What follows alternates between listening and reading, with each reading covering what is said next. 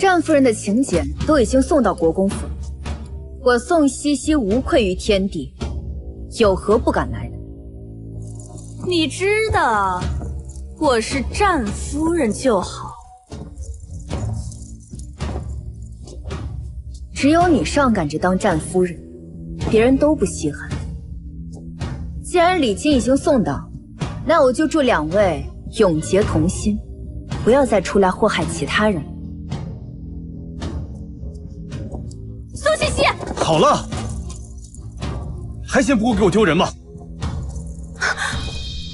战将军，今日是嫌我等给你丢人了。兄弟们，我们走，别扰了高贵的战将军和一将军的兴致。走走走走，好，走，弟兄们，哎，别走，哎。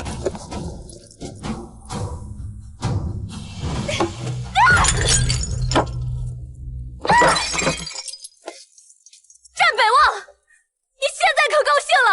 我的脸都让你和你父母丢尽了。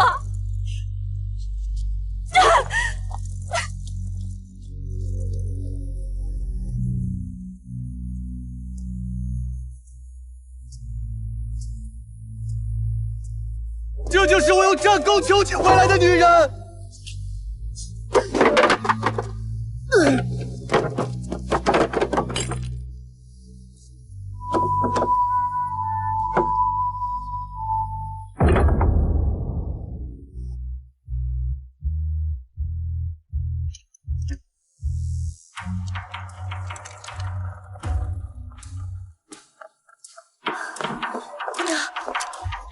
大师哥的信鸽来了。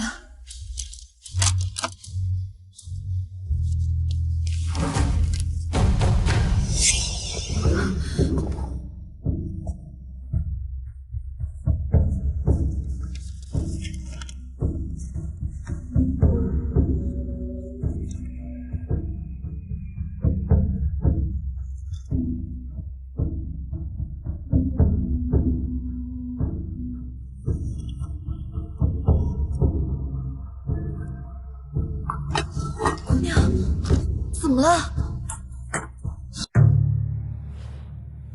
一方杀了西京几个村的人，还违背了我商国与西京不杀无辜百姓的约定。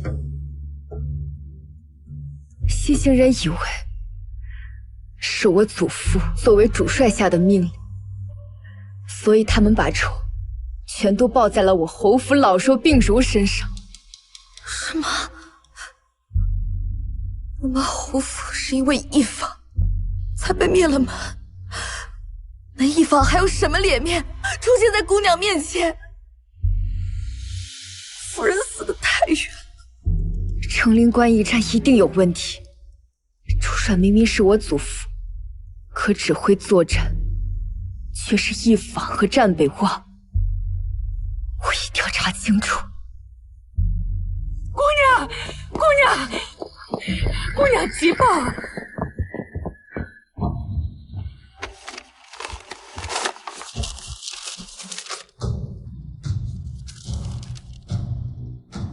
姑娘是何人？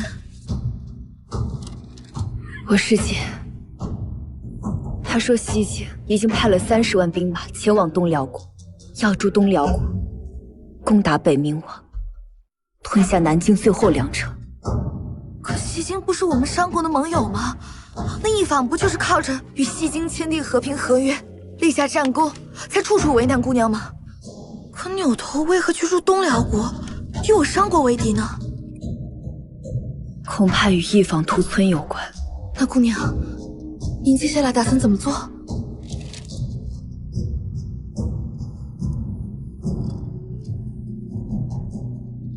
我要进宫面见皇上。陛下，臣女收到密报，特来禀告陛下。密报。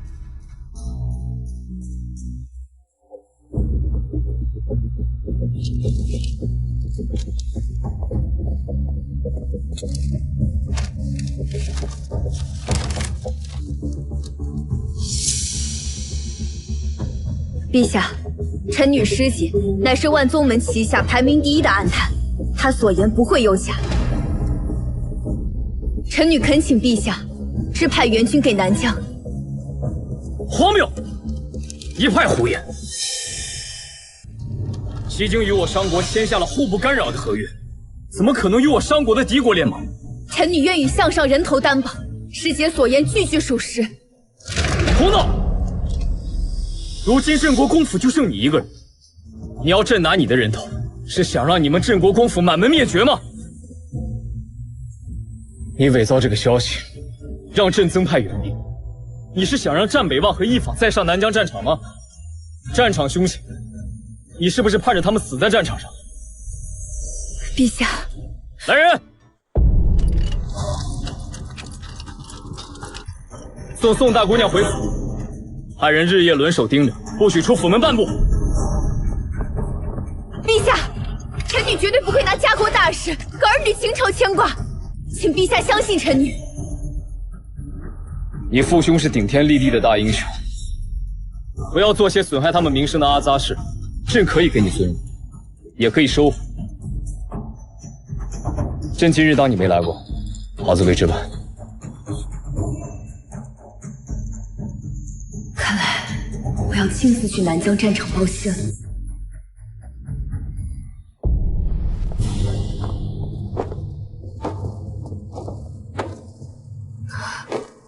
姑娘，这是怎么了？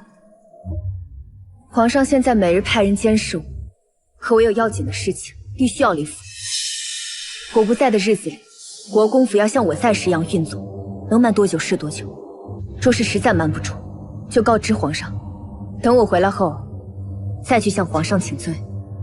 姑娘想做什么就尽管去做，老奴会守着国公府。姑娘打算什么时候走啊？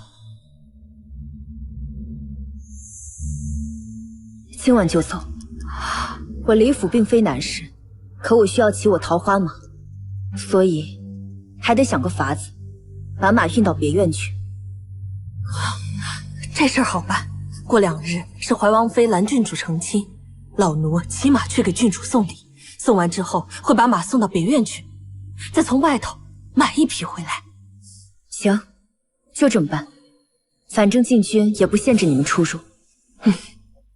哎，对了，苏嬷嬷，我与表妹关系极好，你先去库房挑几样好东西送过去。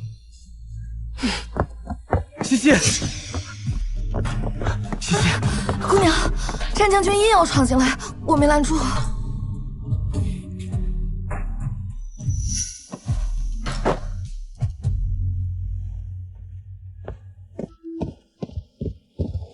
战将军，何事？西西，西西，我阿母发病了，我请不来丹神医，我也买不到药王堂的丹血丸，他们只知为难我，我实在是没办法。战将军和新夫人立下战功，是有能耐的人，没有什么解决不了的事儿吧？就算有，也不该来找我们家姑娘。丹神医最敬重忠孝之人，他老人家也只是恼怒战老夫人把事情做得太绝。若是战将军或易将军去药王堂跪上1-2时，说不定就能打动他老人家。什么？跪？好，多谢。战将军，接下来的这几个月，我要在佛堂诵经，为我国公府的冤魂超度。届时，还望将军府的人莫要再来。知道了。姑娘，都办妥了。送回安之女宋茜茜。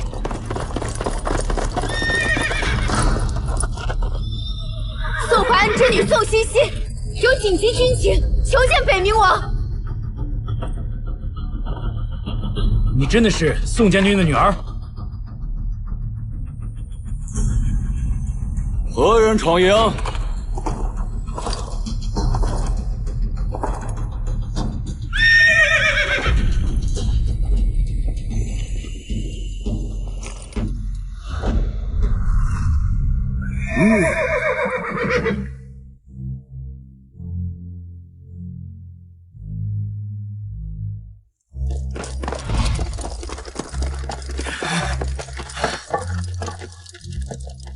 何人闯营？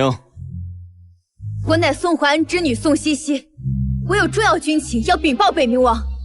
宋淮安之女宋茜茜，正是。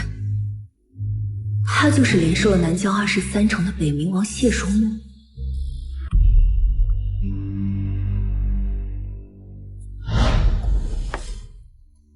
此番去战场，本王一定会亲自手刃杀害镇北侯府的敌军首领，以此为聘，以匕首为信物，求娶茜茜。北冥王为何要娶茜茜？是茜茜将本王从死人堆里救了回来。自从那时起，本王便决定非她不娶，还望镇北侯夫人成全。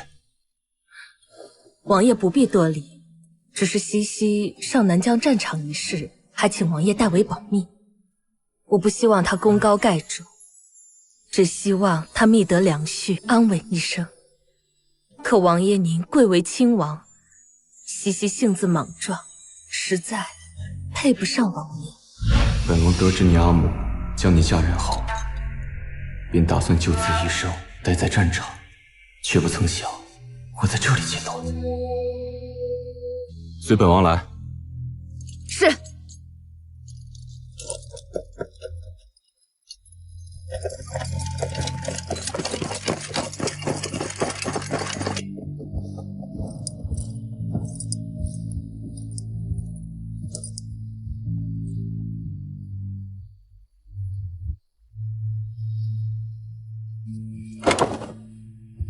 说吧，什么重要军情？启禀元帅，我二师姐在东辽国探得消息，西京统帅苏兰基已经率西京兵马约30万进了东辽国，换上了东辽国士兵的战甲，现在已经前往南疆战场。为何不直接禀报皇上？禀报了，但无凭无据，皇上不肯相信。元帅肯信我吗？你二师姐乃是万宗门的人，名叫平无宗，她是江湖上非常有名的暗探，她打听的消息一定不会有错。元帅怎会对万宗门如此了解？本帅幼年常去眉山，得知眉山万宗门有一顽皮女子宋茜茜，得万宗门上下宠爱。可是你，自从遭逢变故，我已不再是那个能肆意胡来的少女。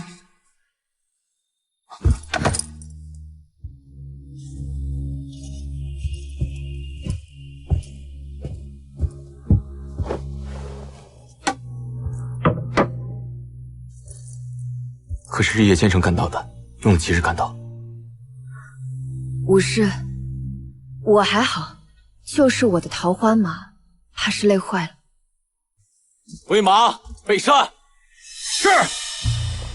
元帅，你不先想对策，或是派人火速传信回京，让皇上增派援兵？放心吧，援军没那么快到。要想扛过首战，就必须先要募兵，还要筹集粮草。你亲自前来南疆报信，这做法是对的，这样本帅才有足够的时间想应对之策。你下去休息2天，之后再回京城去吧。不用，我已经传信给我万宗门的朋友，我们要一起参军。参军？为我侯府灭门，寻个真相。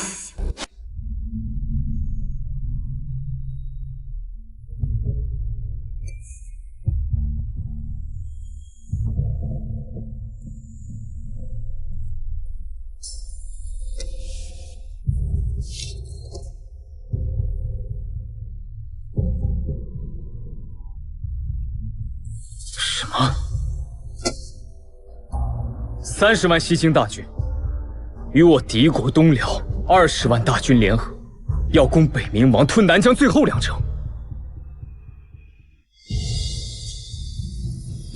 陛下，臣女师姐乃是万宗门旗下排行第1的暗探，她所言不会有假。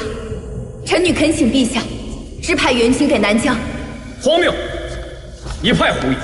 臣女愿以项上人头担保，师姐所言句句属实。没想到宋茜茜说的竟是真的，朕竟然还以为是他见不得镇北王和一坊成亲，怒斥了他一顿。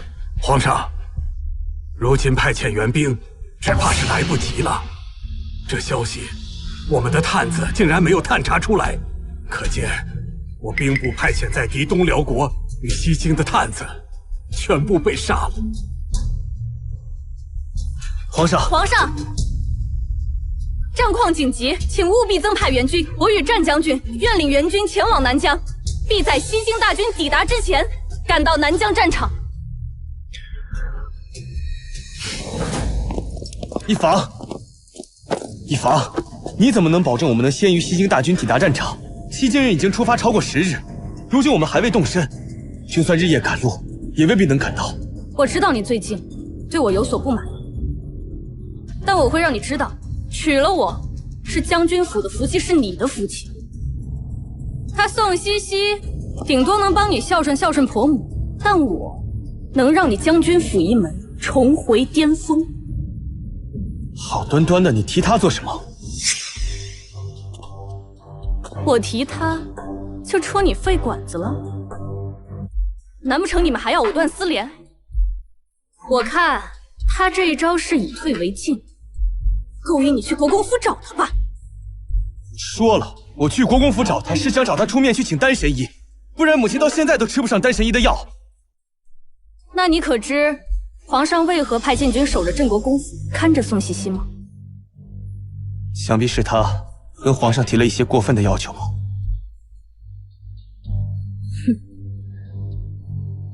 我倒要看看，等我们从南疆战场凯旋归来，他是否还会端着他世家贵女清贵的模样，而不露出心底的嫉妒意。张国杰，西西，你杀了几个人？数到30个就没数了。哎，馒头，你杀了几个人？我杀了50个，万子你呢？我杀了63个。可以啊。哎，棍儿，你呢？我呀，我杀80个。呵，西西，哎，干净水来了，过来洗把脸。来了。哎，喂，你小子欠揍啊！不是，我们水呢？我这就给你换。宋西西，元帅，元帅，元帅，你用桃花枪刺敌封侯300多人，不算上封侯的也有100人。你真的是第一次上战场吗？我答应过阿母，要隐藏自己上南疆战场的事。是。既然你不愿意承认，那本王就帮你保守秘密。好，宋西西听封。属下在。本帅封你为千户所，领兵1000。从今往后，这1000士兵任由你来调配。谢元帅。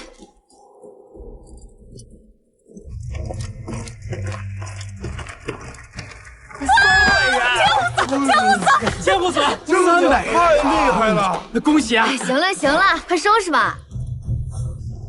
千户所。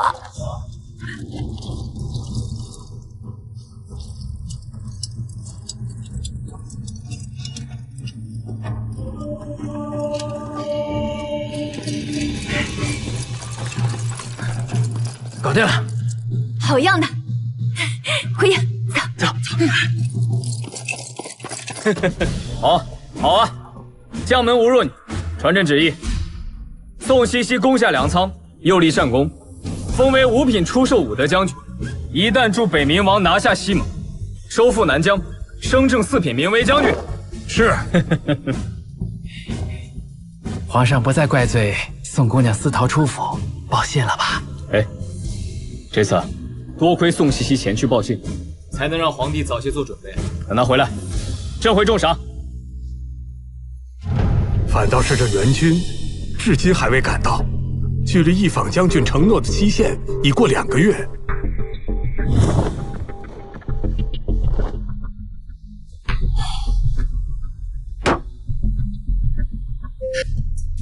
攻下这里，就能拿下。去吧。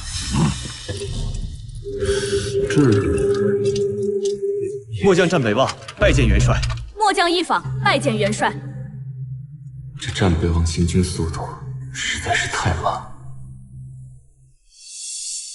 罢了，他立了大功，这面子还是要给的。你们终于来了。路遇山洪爆发，末将来迟，请元帅恕罪。天公不作美，与战将军、义将军无关。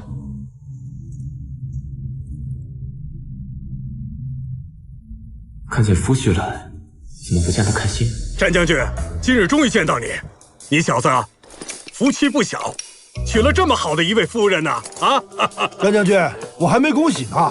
你们夫妻二人合力建功，定能重新光耀将军府。战将军，您夫人骁勇善战，勇猛过人，着实令我等惭愧无比呀。我娶一坊的事，这里的人也都知道了。可他们是宋西西父亲的旧部，怎么反而恭喜我娶得一坊为妻？多谢三位将军。诸位实在是过奖了，一坊怎比得上诸位将军？成灵关一劫只是侥幸，并非一坊多勇猛善战。这丫头，莫不是隐瞒了些什么？战败王夫人是宋西西，义将军怎么跑出来谦虚一番呀？义将军谦虚。哎呀，怎么还发呆呢？见到自己的媳妇儿也不知道上来问候一下。她受了伤，到现在还没好利索呢。你受伤了？我没受伤啊。哎，这……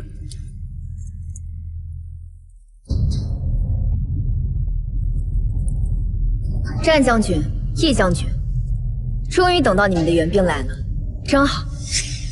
宋西西，你怎么会在这里？所以，他们刚刚恭维的战夫人是宋西西，而不是我。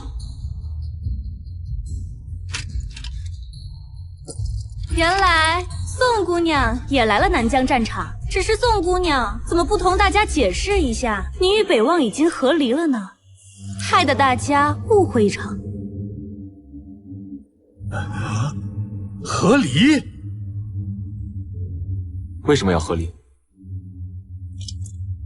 回禀元帅，成灵关大捷之后，圣上便将我赐给战将军为平妻，只是宋姑娘容不下我，便请旨和离了。明明是你们二人以战功求得皇上赐婚，我求一纸和离的，无非是成全你们罢了。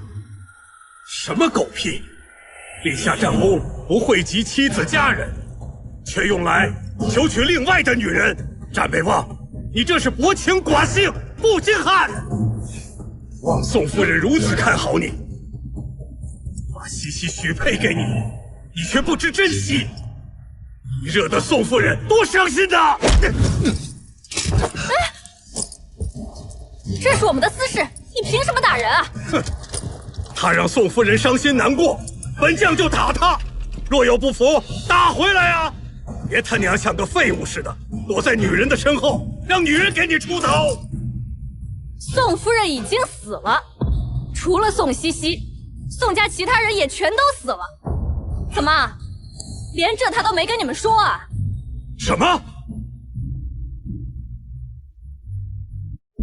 宋西西，你到底为什么来这个战场？难道是想让你父亲的旧部替你出头吗？怎么回事？1年前，西京潜伏在京城的探子全部出土，我府中除了随我嫁到将军府的人之外，全部死了。宋西西，你就是一个只会算计的内宅妇人，从未领兵打仗。如今你不仅来了战场，还隐瞒了自己的和离之事，你到底想干什么？够了！你们二人带了多少兵马？如数报来。回禀元帅，末将带来10万精军，1万神火营将士，1万5玄甲军。好，宋将军，这1万5玄甲军归你统管，神火营归方将军统领。今晚安置在城外营地，明日起各自练兵。是。宋将军，你是说他宋西西，他凭什么是将军啊？战将军，若是不想你夫人丢尽脸面，还是趁早把她带走吧。哼，宋西西，我看丢尽脸面的是你吧？你有什么资格统领今日的玄甲军啊？宋将军参与5场战役，斩杀敌人无数。破城之时，也是宋将军潜入城内，打开了城门，且带着3000兵马前后对战，东辽西京联军近3万人，艰苦守住了粮仓。他的功劳早已启奏圣上，正五品出售武德将军，乃圣上亲封，有兵部送来文书作证，你凭什么质疑？正五品出售武德将军，他竟然如此厉害！想必是诸位将军捧他上位吧？杀敌无数，我不信。想当初易将军豪言壮语，有心怀天下之心，如今看来，倒不如一个内宅妇人，系纠缠不休。退下！玄甲军是由末将带来南疆的，凭什么由他宋西西统领？我不服！你说你不服？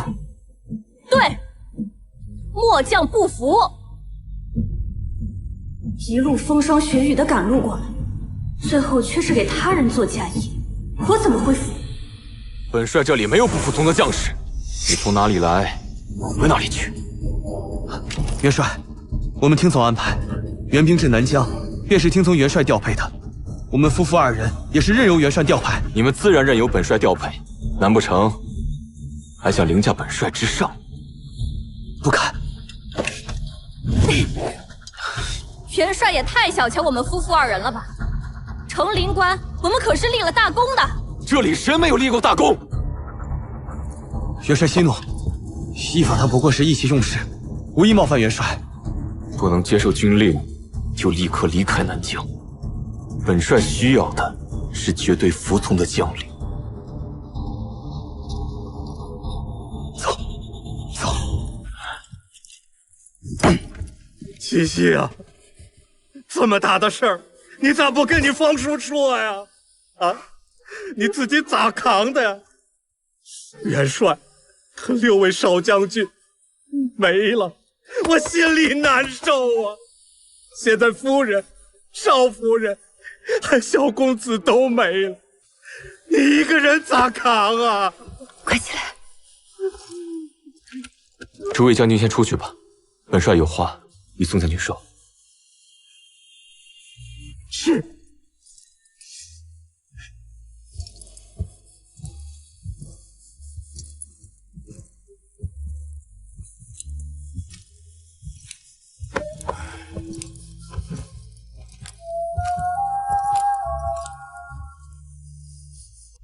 来，喝一杯吧。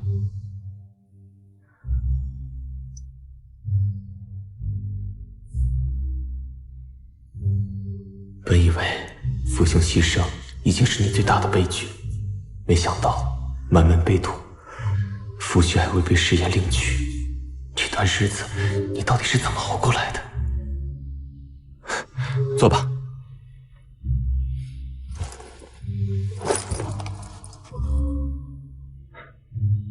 冷静点没？跟我说说。元帅还想知道什么？一切。为何忽然成亲？成亲之后发生的所有事情，西京探子屠杀侯府满门，前后后的事。当初我阿母把我嫁给战北望，就是希望我能有个归宿，过上平淡的日子。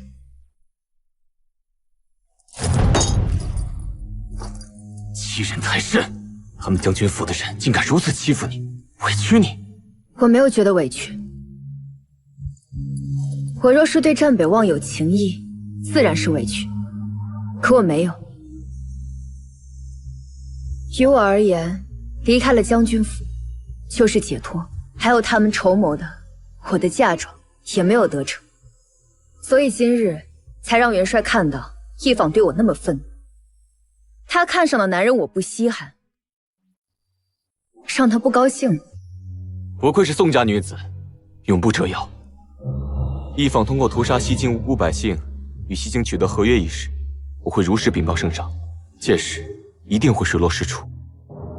该有一个人为此事负上全部责任。只不过或许不是你想要的那种方式。我明白，多谢元帅。来，起来吧。走，本帅带你检阅玄甲军。从今天开始，你就是玄甲军的副指挥使。是。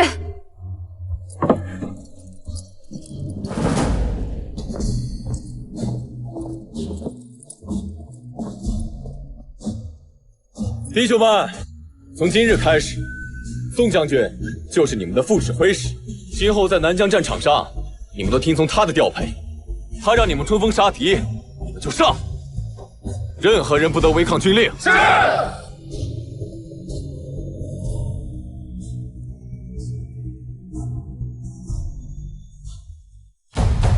玄甲军分明就是我们带来的，凭什么就归了他宋西西管？分明是北冥王偏心。就算不给他管，也轮不到我们管。玄甲军本来就是北冥王的，我们作为援军抵达南疆，最终还是要听令于他。那可不一定。你想干什么？你不要跟底下的人说，这是扰乱军心。或许乱上一乱，就能露出他无能的真面目呢。一房，我警告你，你若是在军中胡说，等待你的就是军法处置。成灵关一战，我乃首功，我还是商国的第一女将军，没有大错，谁敢对我军法处置？你一直都不愿告诉我，当初成灵关一战，我负责带兵烧粮仓，你是如何使得西京元帅苏兰基同你签下合约的？我不都跟你讲过了吗？当时我就是四处宣扬北冥王在南疆已经取得胜利，即将奔赴成灵关战场，再加上他们粮仓被烧，许是军心一乱，然后就投降了。为什么我总觉得成灵关大捷有问题？宋西西，我定要你身败名裂。他如果要吃父兄的军功，留在京城当个大小姐，享他的荣华富贵便是。为何要与我们在战场上抢军功？闪开！闪开！闪开！可不是嘛！我们一坊将军在成灵关定了乾坤，所带兵士不过300余人。要是如此，这才成了5品的将军，那被北冥王托举上去的宋西西比他还要高一级。就是。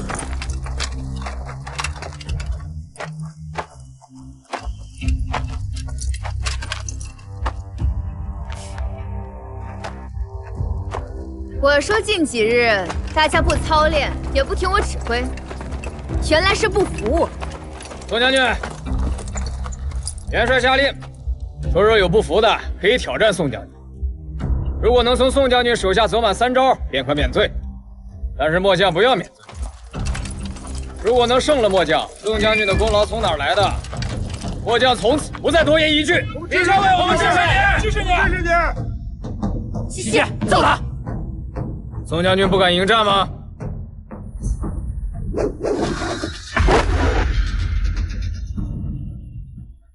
只要打赢你，没错。若能胜了末将，末将便誓死追随，绝不食言。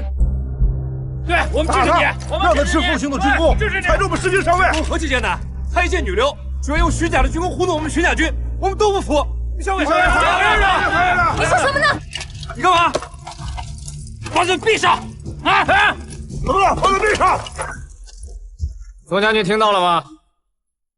既然陛下未诚信邀约，我也就不推辞，请吧。小尉闭上！闭上！闭上！闭上！闭上！闭上！看样子是有人要挑战宋西西。毕明在玄甲军里都算武功高强，也不知道他宋西西能在毕明手下走几招啊？毕明啊，他胜不了。夫君，你也太偏心那宋西西了吧？咱们且等着。毕明最好是把他打得跪地求饶，免得他这样的人丢尽女人的名声。开始吧，毕校尉。哼，别说我打女人，宋将军，我让你一招。好。毕明他肯定承受不了咱们西西的内力，要是硬挡西西的桃花枪，手臂肯定得断。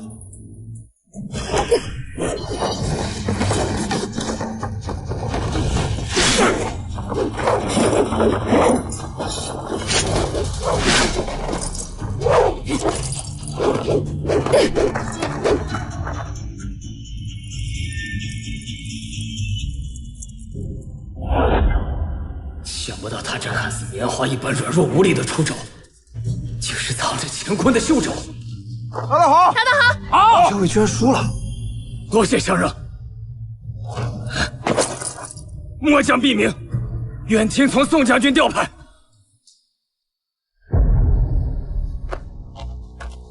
就这样，这也太敷衍了。这毕明是北冥王安排的吧？站在那里不躲不闪，被他刺了一下就算胜了，还是一招制胜。这玄甲军呀，都听北冥王的，北冥王要他们臣服谁，他们便臣服谁，那又何必做这样一场戏，拿将士们都当猴耍呢？难不成宋西西就只会那几招，没别的本事了？我去挑战他。别去，宋西西统领的是玄甲军，又不是其他的兵。再说你要是打赢了，这北冥王和玄甲军面子上挂不住。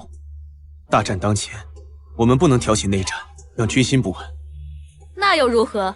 这军心又不是我扰的，是他宋西西与北冥王私相授受。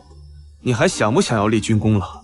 此战的元帅是北冥王，此战最后如何是他上奏的。若得罪了他，你想过后果吗？到时候咱们一点军功都捞不着，还落个扰乱军心的罪名。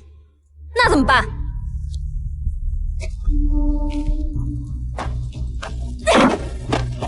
那宋西西就是仗着出身好，这样欺世盗名之罪，我是断容不得的。等到了上战场那日，他若是不上，我也是要逼着他上的。既然北冥王想要重振宋家的荣耀，宋西西肯定是要上一上战场的，到时会有很多人护着他。上了战场，生死难料。若是那15000玄甲军都只护他宋西西一人，或是为他一人积累军功，那等日后回到朝廷，我必要报奏圣上，好让满朝文武都知道，他宋西西是如何败坏宋淮安大将军的威名的。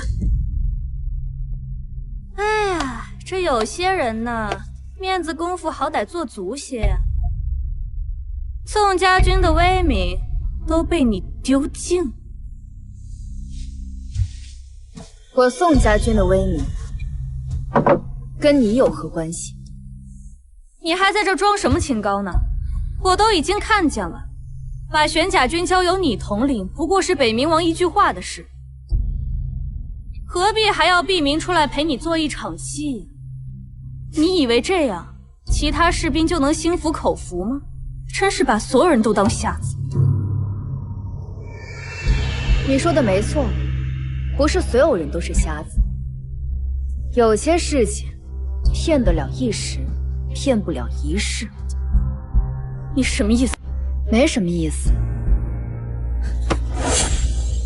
我不管你什么意思，但这里是战场，玄甲军是精锐，不是用来给你赚军功的。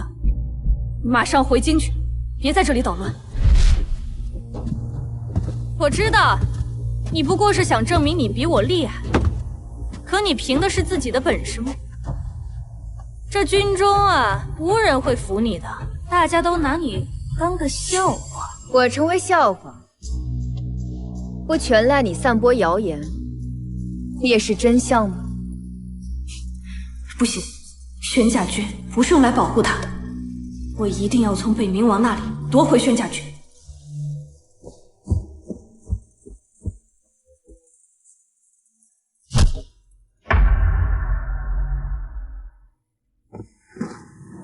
末将一访，求见元帅。进来。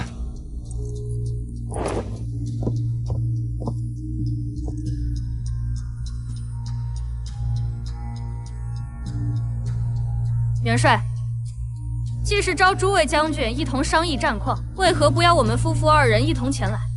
本帅不是说了吗？你们长途跋涉支援而来，伤病不少，先休息2日再练兵，暂时用不着你们商讨。我们是奉旨前来增援的，这一路虽有艰难，但休息一日便可恢复元气，今日便可练兵。只是元帅，末将有一事不明，特来请教。你说。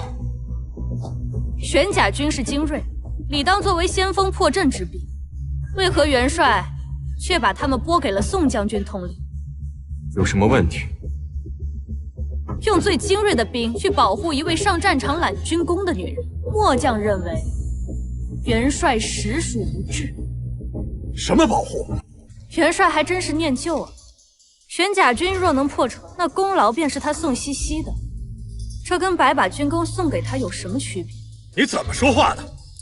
他率领的玄甲军若能破城，这功劳便是他拼出来的，怎么是送的？莫非义将军打仗只需自己一人冲锋陷阵，士兵都躲在后头？那方将军的意思是说，宋将军也会上战场，而不是躲在后方拿个指挥之权？荒谬！既有先头部队，自然有领兵的将军，哪里有将军躲在后方拿个指挥之权的说法？他领兵，让一个从未上过战场的女人领兵打仗，我看怕不是诸位将军领着他和玄甲军去攻城吧？怎么就没上过战场？之前那几仗，他不都是一路打过来的吗？之前那几仗是怎么回事？元帅和诸位将军心里头明白。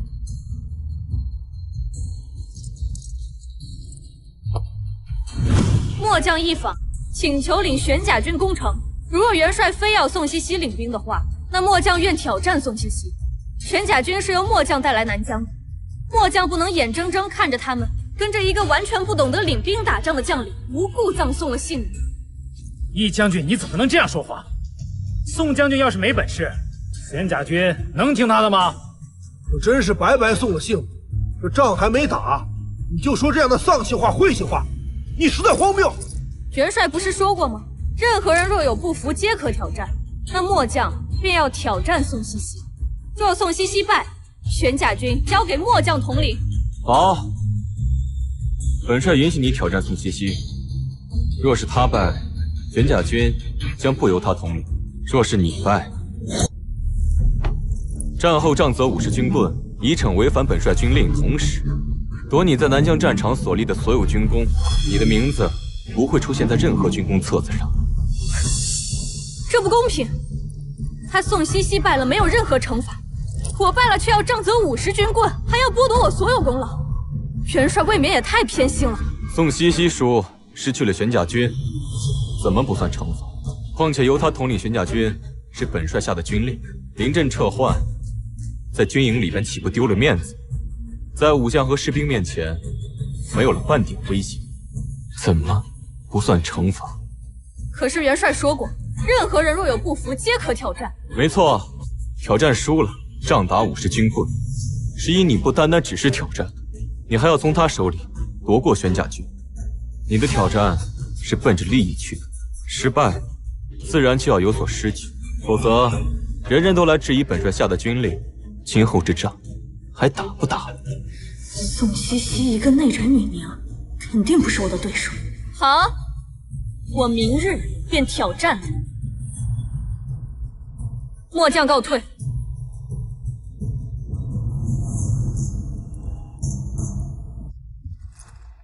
元帅，玄甲军已经交给宋将军统领，为何要准许义将军的请求呢？如今援军里面闹事的人虽然没了，但依旧私下议论纷纷，说宋将军德不配位。如果宋将军输了，宋将军不会输。既然援军里依然有对宋将军不满的人，再者有人想要自取其辱，要犯楚，那就成全他，谁都不要阻碍他。哎，阿房，怎么赌得如此之大？宋西西武功不低，哪怕只是几招也足够胜你。我亲自见过他的武功，一房，千万不要意气用事。战哥，我并非意气用事。今日我所争夺的，不单单是领兵之将，还有玄甲军日后的统领权。南疆之战之后，国内将几年无战事，你我若无官职，可如何是好？可是我们这战事立功，一旦输了，功劳全无，还要被罚军棍。一旦在军中被杖责，便再无武将之威，以后还如何领职？输给他，你也太小瞧我了。哎，凡事都有个万一，你一旦输了，便什么都没有。你甘心只留在内宅当个娘子吗？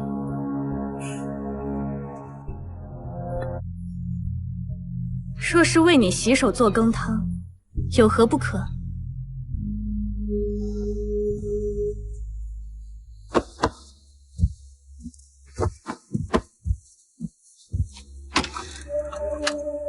但我必定是不会输的。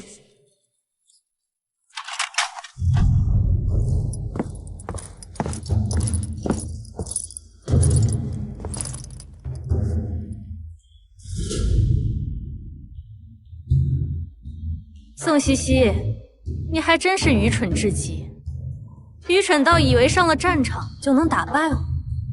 不过，你也不算太蠢。你还知道利用你父亲的关系，替你自己谋求军功。我们豁出去性命保卫家国，不就图个战功吗？他什么都没做，却封为将军，这何其的不公！说不定我们在战场杀的敌人，最后都成了他的军功。我们如此千辛万苦，到底是为了什么？不过是给他人做嫁衣罢了。你再给我说一遍！当初攻城的时候，是宋将军第一个飞上去砸了弓弩机，又跳下来打开城门，带着3000将士死守粮仓，才有你们如今的饱饭吃。你们到底还有没有良心了？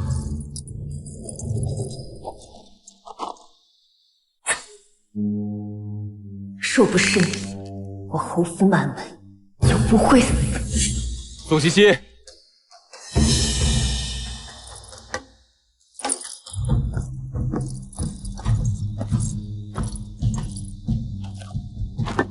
不用桃花枪了，用这个。是。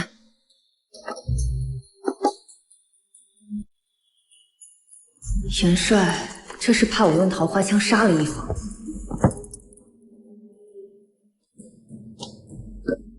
用木棍？你既然如此自信，那就休怪我手下不留情了。一坊不能输，一旦一坊输了，那么他即便是在南疆战场上拼了全力，也不可能得到一点军功，还要挨50军棍。一坊沉着应战！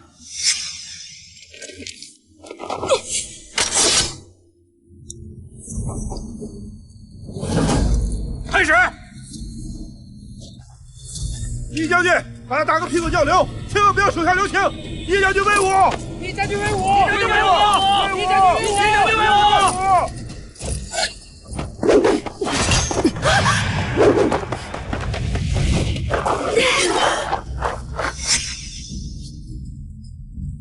这木棍，只怕不是木棍吧？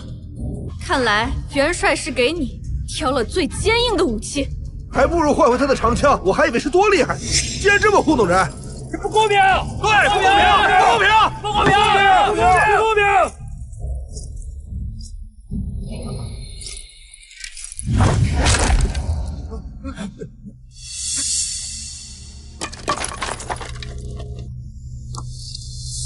还真是木头棍子，你看。这是什么功夫？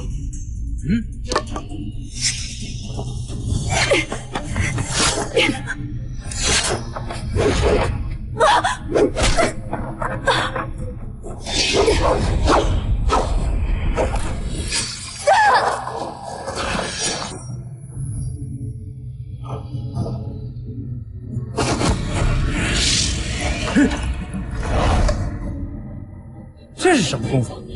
他居然能隔空取物！这木棍明明在地上，一定是妖法。你们懂什么？这是内力，只有内力上乘的武者才能做到。易将军，是继续打，还是认输？武将岂有认输之理？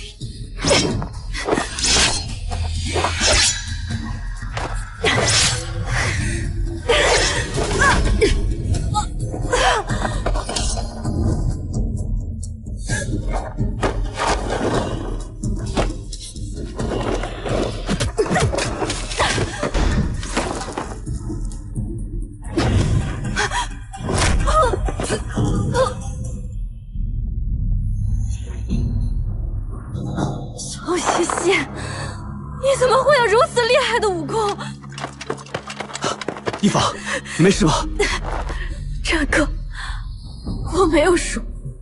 我要是有他那般的出身，我也是不会输的。啊！打得真好，打死他！打得真好。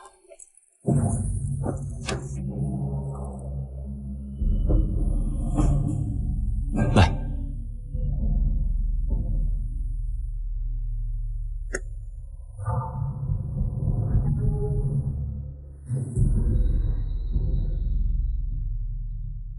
一方本质清简，我竟因为他蒙蔽了双眼，忘记了西西的好。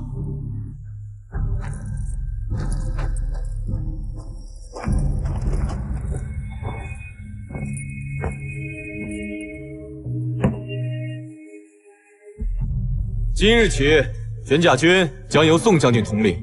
至于易将军违背军令，战后再行惩处。所有交给我！北冥王对西西如此关照，难道是喜欢他？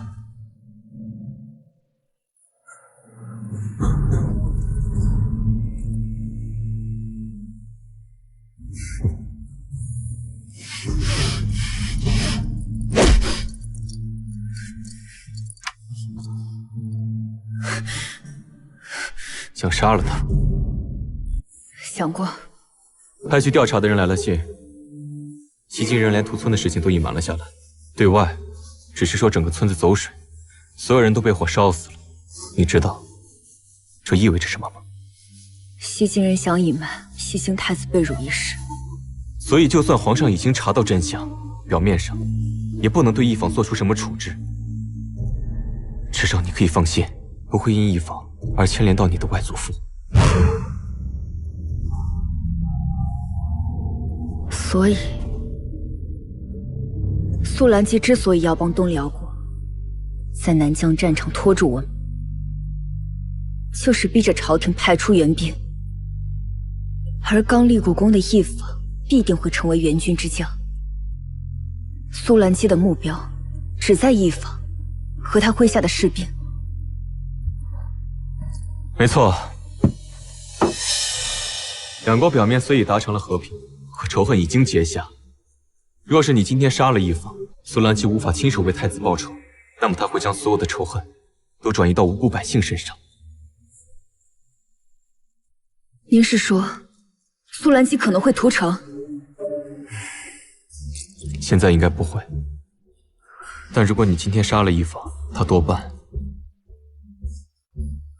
苏兰基是西京太子的舅舅。今天如果杀了一坊，后果真的很严重。幸好。好了，别想太多，专心练兵。等到攻城之时，苏兰基一定会追着一坊打。到时候，即便你今日不杀他，或者来日，朝廷也无法问他的罪，他也很难从苏兰基手上逃脱。知道了。1万我玄甲军分成2组，一组负责进攻，一组负责防守。这2组再分10个小组，也就是说，攻防加起来一共是20个小组。明日的玄甲卫是攻城的先头部队，届时战将军率1万人在后方架云梯配合，大概就是这样。战将军回去之后，若是想到什么问题，可以随时来找我。没问题的话，我现在就有一个问题，请说。当初你为何隐瞒我你会武功的事？这很重要吗？不重要，只是直到你我和离那一日，我才知道你会武功。我疑惑的是，你既然懂得兵论战术，武功又如此高强，为何不去军中继续发展你宋家的势力，而要选择下嫁给我？嫁你，无非是遵从母命罢了。那你可曾真正的喜欢过我吗？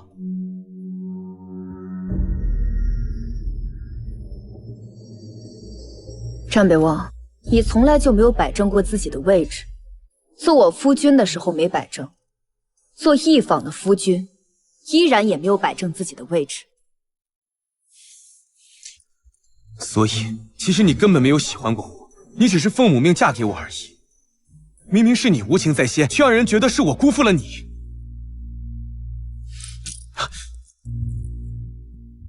宋茜茜，你把话跟我说清楚。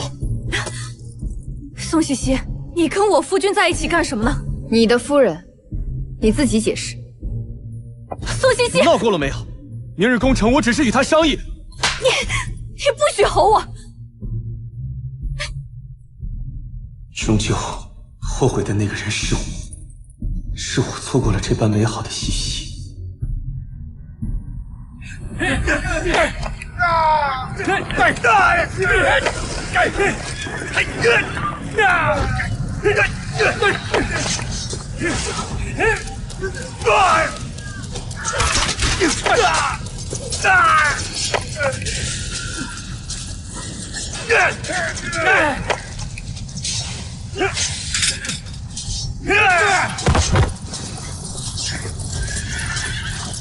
元帅，宋将军，这些弓箭手交给你。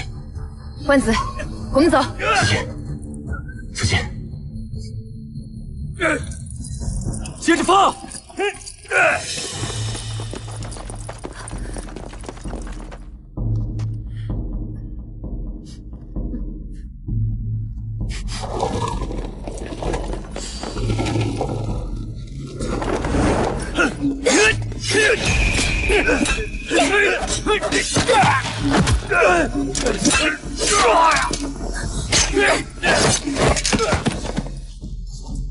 攻城手上！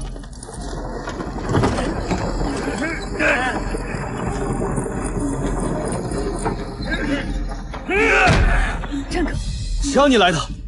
元帅不是让你和方继林在后方守着？我说过不助你立功，这破城乃是我功，我不能让宋茜茜他们几个把功劳全占了吧？而且日后在皇上和兵部面前，你也能替我提一句，我是打了头阵的。但你这是违抗军令。无妨，能助你立功就行。走，随我攻城。疯了吗？我们攻城是有计划和步骤的，你这样做只会让他们白白牺牲。那又怎么样？我不能让宋茜茜他们把功劳全占了。堂哥，带人随我攻城。所有人攻上去！继续攻城！都给我冲上去！快上！上！上！全都给我上！让你的人都下来！我们攻城是经过演练的，你们没有参与演练，会打乱我们的计划。上！全部都给我上去！快点，快点！快点！怎么回事？快阻止他们！厉将军，攻城是最危险的，我的兵都具有牺牲精神，他们为了收复南疆，不畏犯险。你现在让我叫他们回来，那就是影响士气。你懂不懂打仗？非全家军威的全部下来！都给我冲上去！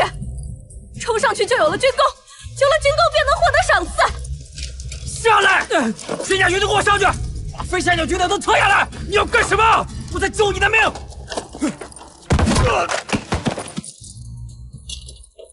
宣战军快上！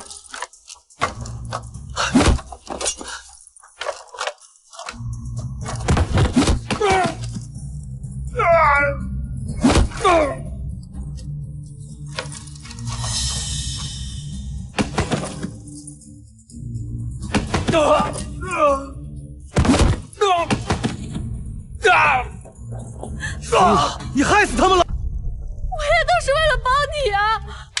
而且他们既然上了战场，那就做好了牺牲的准备。他们就算死了，朝廷也会抚恤他们的家人。我有什么错？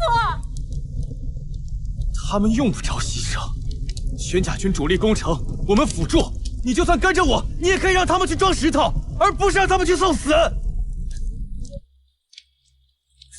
哭，就知道哭，滚一边哭去！战哥，你会后悔的。我一定要抢走宋茜茜的功劳。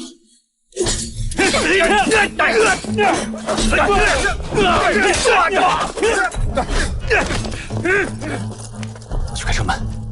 严库，是。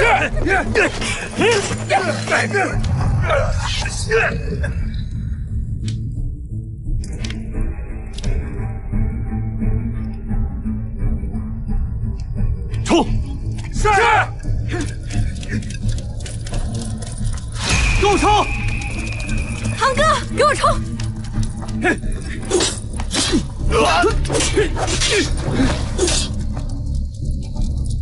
叶芳，回来！敌军车推号角，直往下击杀，这不是逃跑是诱敌，而且看长相，那些是西京人。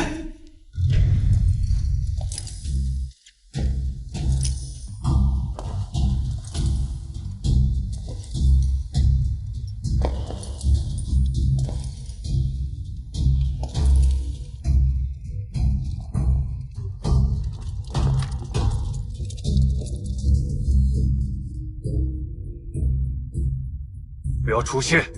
所有人给我抓一坊活口！是。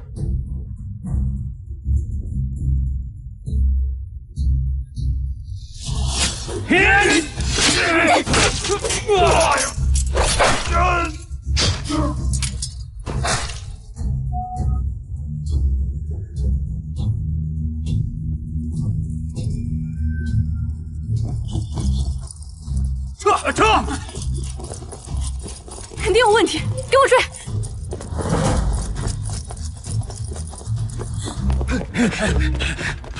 撤！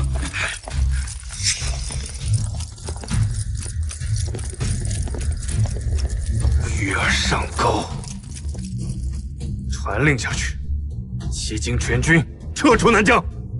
是。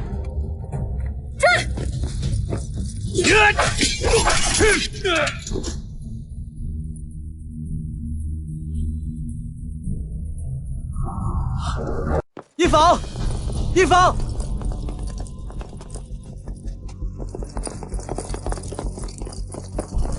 田帅，田帅，是否要追过去，防止他们屠杀平民？苏兰奇不会，但是维克多，这样，宋将军，你带着徐大军一路杀出去。是，走。弟兄们，上！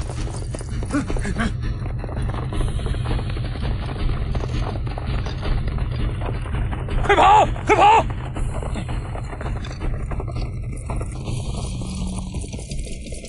一坊，前面就是边界了，还追吗？追！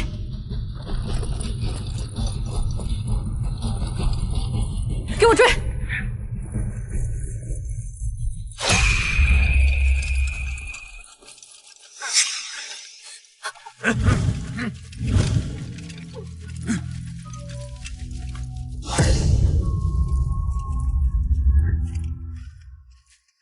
我抓那个女的！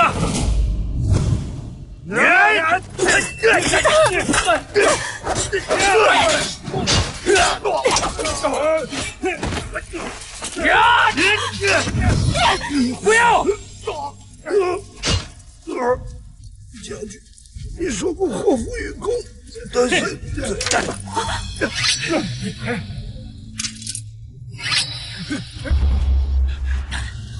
一坊，你终于落到本帅手里了。你可还记得你是如何羞辱我西京太子的吗？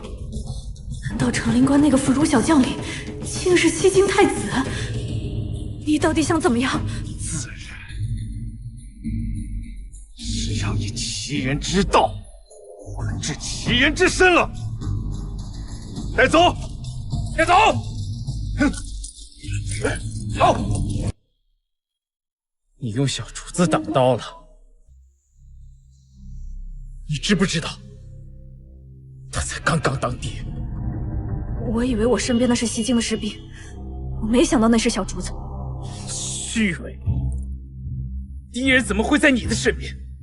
你讲假话也不讲得好一点呢。够了！现在大家都是敌人的战俘，我们屠国西京人的村子，他们不会轻易放过我们的。与其在这里骂我，不如想想怎么脱身。屠村是你下的命令，是你说有将领藏在军民里，是你说有士兵伪装成百姓，是你下令的杀无赦。我只是让你们杀几个人，把将领逼出来而已，也没有让你杀那么多人。易将军，没有你的命令，我们怎敢屠村？是啊，是你说西京人屠杀我们的百姓，所以才让我们屠村为百姓报仇的。结果后来才知道，他们根本没有屠杀过我们百姓。如果易将军真这么心安理得，又怎会让我们闭嘴？你难道不知道自己在杀良冒功？还想不承认？敢做不敢当，孬种！连宋将军的一根手指头都比不过。什么杀良冒功？战争本来就是残酷的，我们的百姓难道就没有因为战争死过吗？再说了，他们西京人算什么无辜良民？他们与我们几十年的边线之争，起过多少干戈？是我平定了战争，也是我签订了和平的条约。死了几个百姓，他们能换来两国的和平，那是他们死得其所。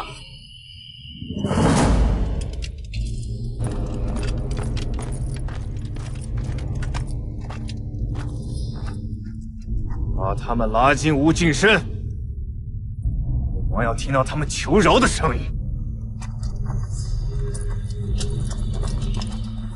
走，走！舒兰基将军，我们签订过合约的，你不能伤害我。如果你现在放了我的话，我们重新签订合约。一房，竟然说出这样软弱的话，你不配为将！一房，你不配为将！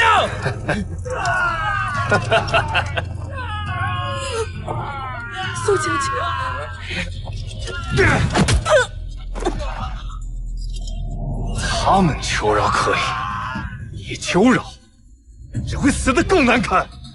商国自宋桓安一门牺牲后，便只有北冥王一人可用。我们的皇帝是瞎了眼了，竟然会用你！你是有何战功啊？不是一个贪功而滥杀的畜生！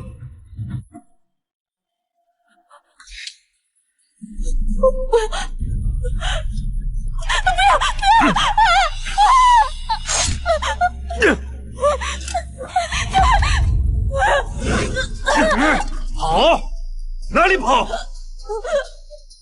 西京太子竟然会被你这样一个贪生怕死的畜生折辱！真替他感到不值得！给我走！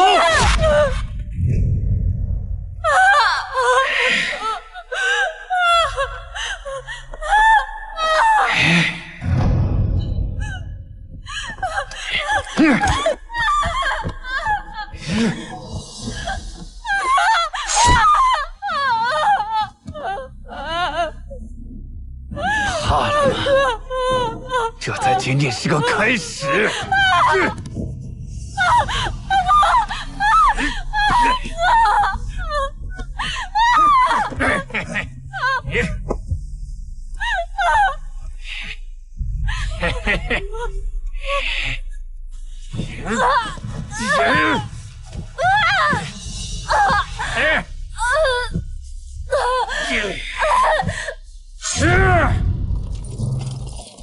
停！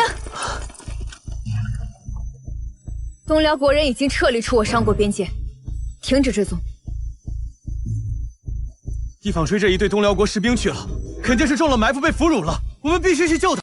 元帅军令，待东辽国人撤出我商国边界后，便不得再追，必须回去复命。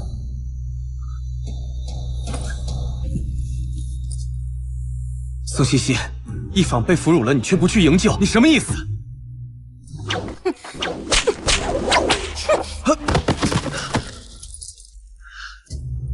有话要说的话，拉开距离，离我们西西远一点。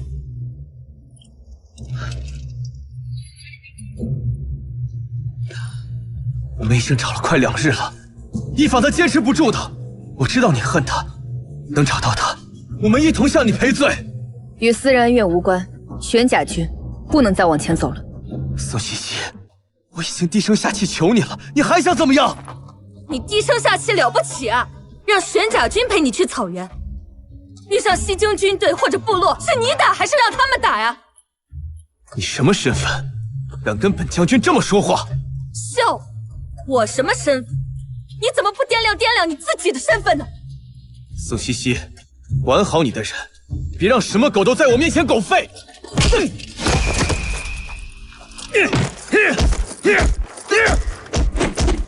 他妈的，老子早就想揍你了！要不是当兵身份束缚着我，第一次见你们这狗男女的时候就想揍你了。你还真把自己当个人了？来，起来！我去你的！大是个狗东西，也不看看自己的德行，还想朝三暮四，在咱们老爷们许下的诺言虽然兑现，这是给咱们老爷们丢脸。馒头，过来，别打了。来，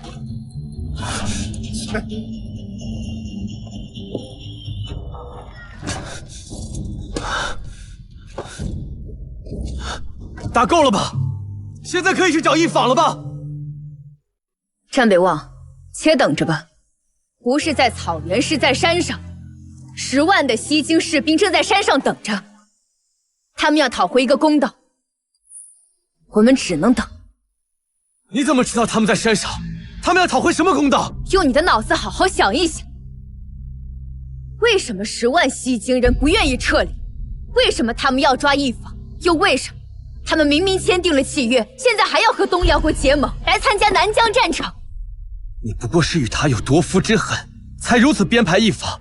宋西西，你真是个心思恶毒的女人。阿紫，不必搭理，远离就是。有敌军！全军戒备，国旗不离手。戒备！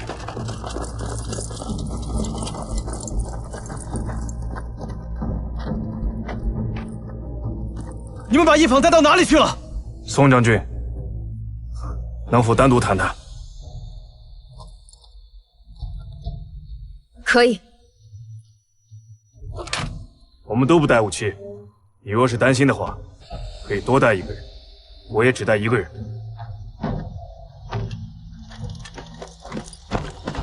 你跟我去吧。过来。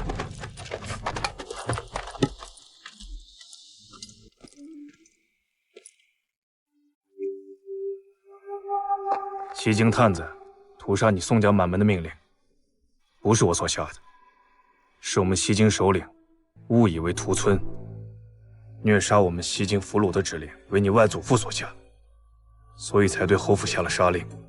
此事虽然为一坊所为，有错在先，但我还是要为西京探子所做的一切向你致歉。你在胡说什么？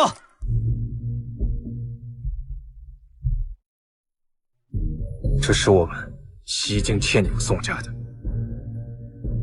仅欠你们宋家。此事涉及两国关系，所以两国主帅不得不从大局出发，选择隐瞒一坊做下的丑事。这是苏兰姬的格局，也是谢如墨的格局。你们的仇已经报了，但据我所知，屠完满门的西京探子已经回了你们国家，我的仇还没报。欠我的，我要拿他们的命来还。若是这样的话，宋将军，你的仇已经算是报了。那些回国的探子已经悉数被我杀了，你可以节哀了。但是我们西京人的哀痛，那是永远的耻辱。我没有办法替谁给他道歉，但就这件事情，相信也是我们商国所有知情之人心中的痛和耻辱。宋将军，你刚才这句话，对我，对我们太子，对我们整个西京皇室，都意义重大。我们都有不能和解的痛，但为大局着想，也只能忍痛和解。想知道你夫人曾经做过什么吗？上山去吧。他们如今的现状，便是他们曾经所犯下的罪孽。走。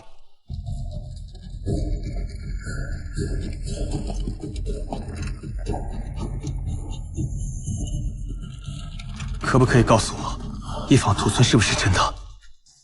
等你见到一坊，可以亲自问他，苏兰姬不会杀他的。如果一坊屠村的事情是真的，那么宋家灭门，间接就是一坊导致的。要救一坊，带上你的心腹上山即可。万一袭金人山上埋伏，将军可否同玄甲军与我一同前往？不必，苏兰姬已经撤离，你们是安全的。还真是不顾我的死活了，你的心思可真是钢铁。我的兵跟我走。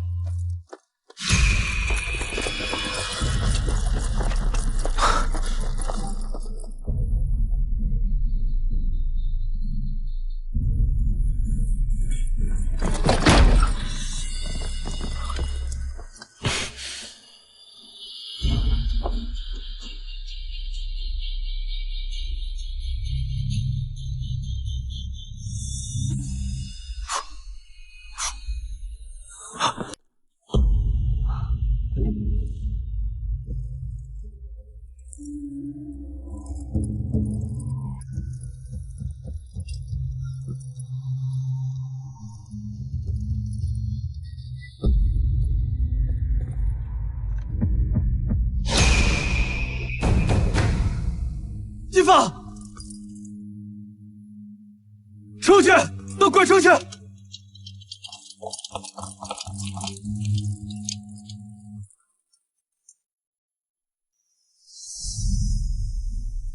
万一袭金人山上埋伏，将军可否同玄甲军与我一同前往？不必，苏兰姬已经撤离，你们是安全的。原来他之前叫我带上心腹上山，是他一早就知道，想要给一坊一份体面。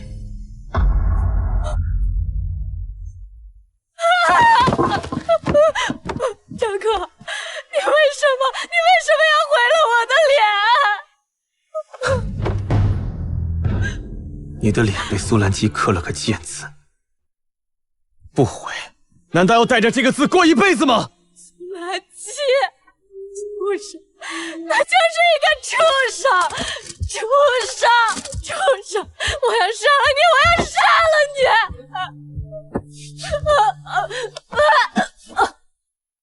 你告诉我，和西京人签订条约，是不是你用西京太子胁迫他们？宋西溪全家被灭，是不是因为你虐待战俘、屠戮无辜西京百姓？是不是？可是我不都已经签订了边线约定的条约了吗？这就让他们死得其所呀！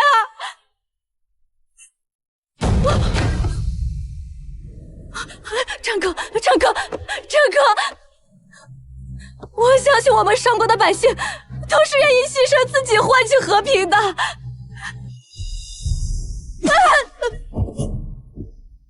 那你呢？你愿意用自己的性命换取和平吗？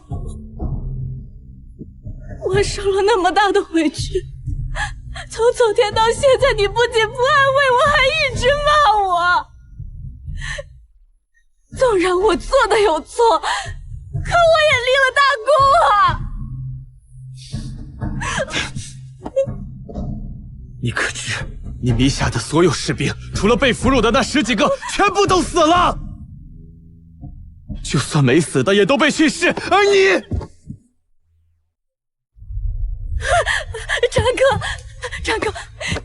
战哥，你是不是以为西京人他们玷污我了？没有，他们只是扒了我的裤子，我的清白还在。你相信我，我还是清白的，战哥。可笑，为了你，我竟然抛弃了西西。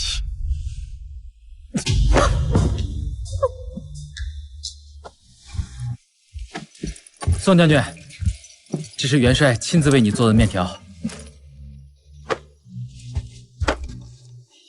你先下去吧。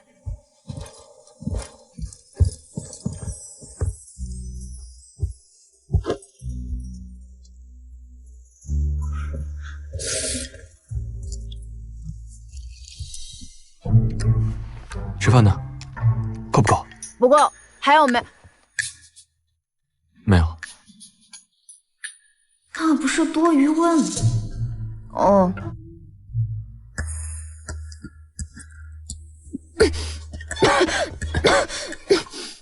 多一些。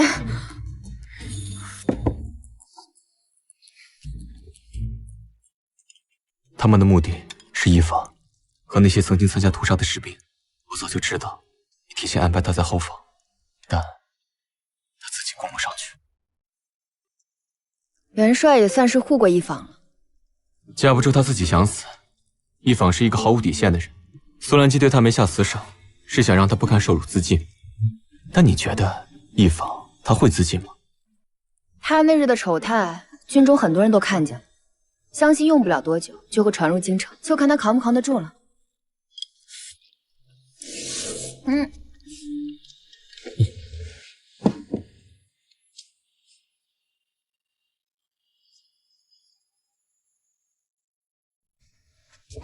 元帅居然会藏着一条这么丑的手帕。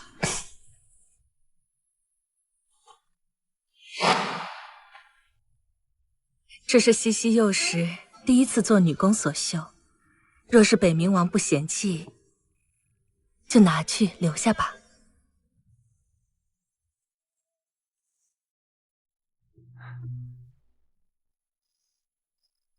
多谢夫人。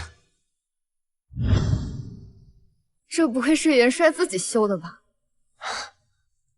那倒不是。宋将军之前可曾做过女工？宋将军之前可曾做过女工？我未曾。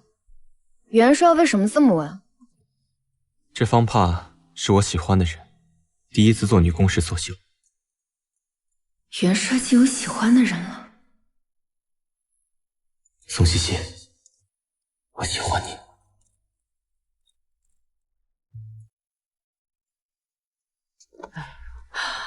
夫人，哎呀，夫人，南疆传来捷报，这民间传言，北冥王麾下有位骁勇善战的女将军。你觉得这女将军会是谁呀？那不是一坊吗？是一坊带领玄甲军破城的。哎呀，我吃斋念佛，终于等到北望和一坊立功回来了。是啊，我们将军府总算要有出头之日了。老爷，我们举办个茶宴，请朝中官员的家眷来聚一聚，提前拉好关系，等他俩回来得了实职，在官场就一帆风顺了。这个，老爷，你这是？夫人，咱们府中可没有再多的银两啊。那就借，等他俩回来，用陛下的赏赐还债，还不绰绰有余。也对，行，我就豁下这张老脸，再去借一点。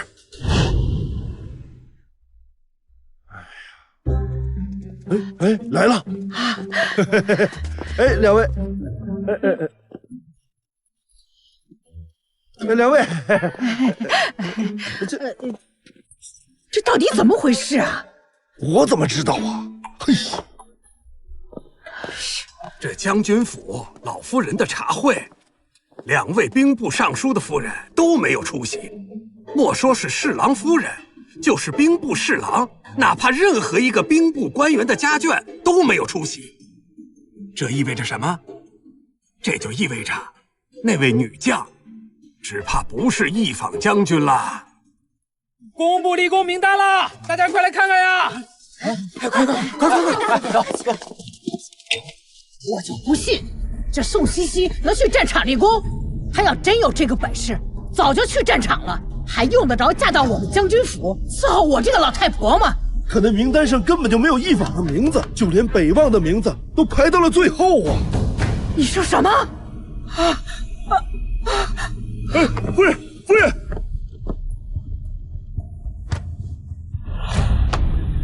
这一坊简直岂有此理！传朕旨意，派出一坊军旗，让他不得入朝为官。老奴这就让尚书房拟旨。只是不能明着处理一坊，愧对宋将军一家呀！皇帝，为了弥补宋茜茜，朕决定让她入宫当妃子。什么？你这么激动做什么？皇兄，她那样的女子，岂是后宫能困得住的？皇兄若是担忧她一个女子拥兵自重，可以替她赐婚呢。嫁给谁？皇兄明知我心悦西西，却明知故问，难道只为了让我在兵符和西西之间做个选择？朕若不逼你一把，恐怕你又得躲个10年，也不知跟西西表明心意。3年之内，若无人娶宋茜茜，朕便纳她为妃。臣弟先行告退。哼，这是坐不住了呀。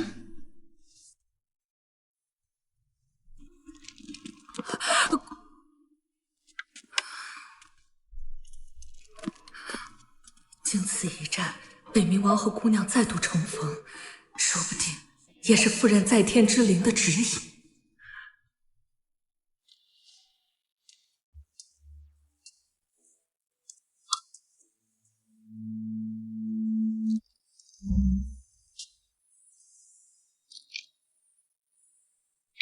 元帅，坐。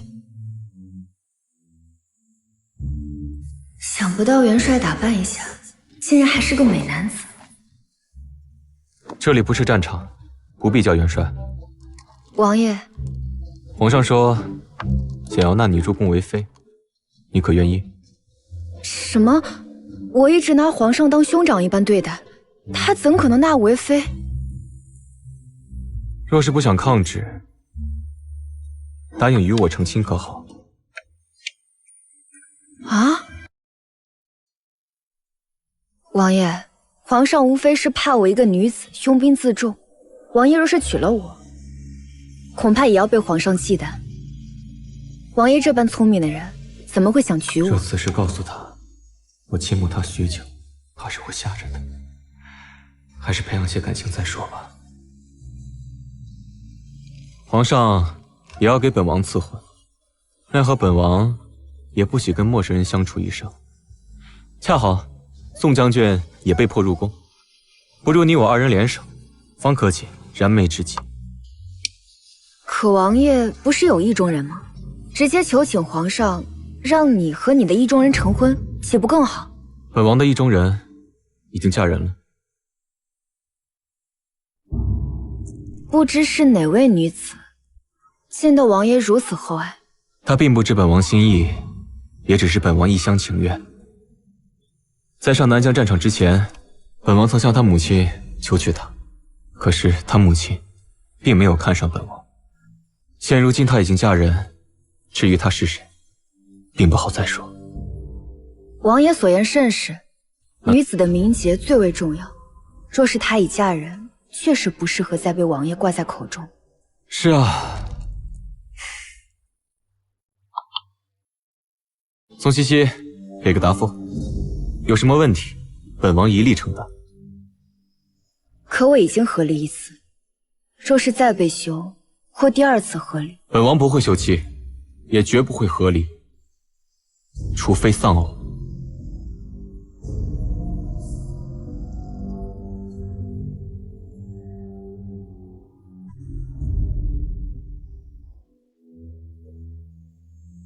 君子一言，驷马难追。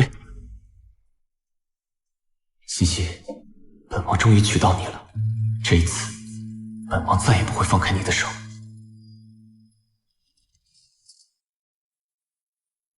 为了娶宋茜茜，你竟甘愿放弃兵符？皇兄，臣弟心仪她已久，您不是不知道。那需要为你们赐婚吗？多谢皇兄。赐婚，茜茜已嫁过1次，不希望她成为风口浪尖。你母妃素来爱面子，恐怕不会接受茜茜2家妇的身份。加上长公主素来喜欢欺压拿捏你母亲，既然茜茜要嫁给你，必然也要融入这其中复杂的关系。这日后怕也会出现在风口浪尖，受尽欺负。皇兄大可放心，臣弟的心腹没人敢欺负。臣弟告退。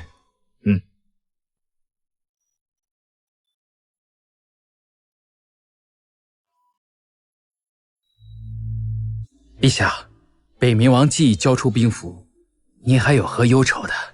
能用武将除了战北望，再无他人人选。如今王家也是武将之家，但家中无二郎，朕得扶持战北望。你去将军府传旨，另加一道圣旨，将王家二女赐婚于战北望。遵旨。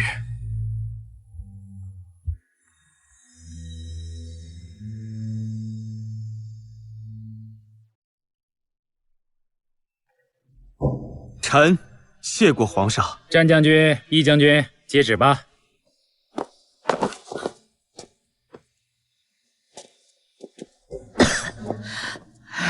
一房，你连个将军也不是了，士兵也不是了，那我们将军府依仗你什么？我们花了这么多银子娶你，竟一无是处，你竟然是个烂妇、泼妇！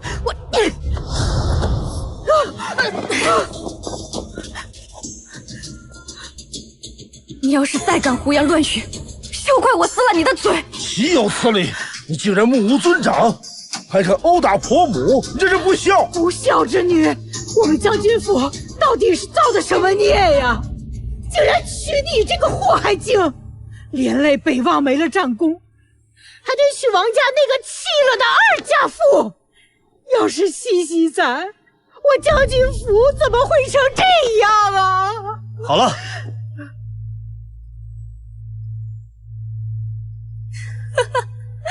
现在一个个都后悔了，一口一个宋西西，别忘了，当初是你们战家八抬大轿娶我过门的，也是你们费尽心机想休了宋西西的。你，夫人，夫人，快，夫人进屋。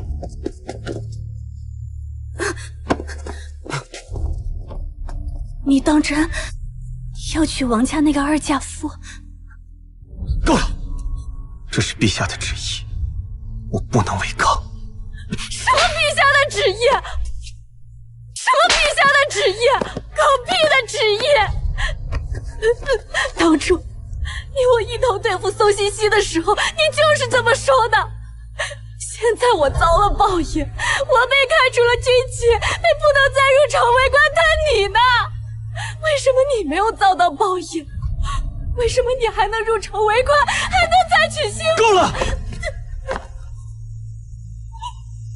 可是娶了你，就是我的报应啊！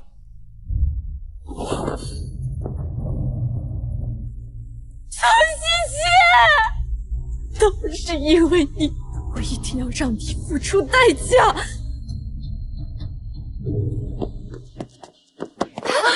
宋西西，你给我出来！我今天就是来找你问罪，你给我出来呀！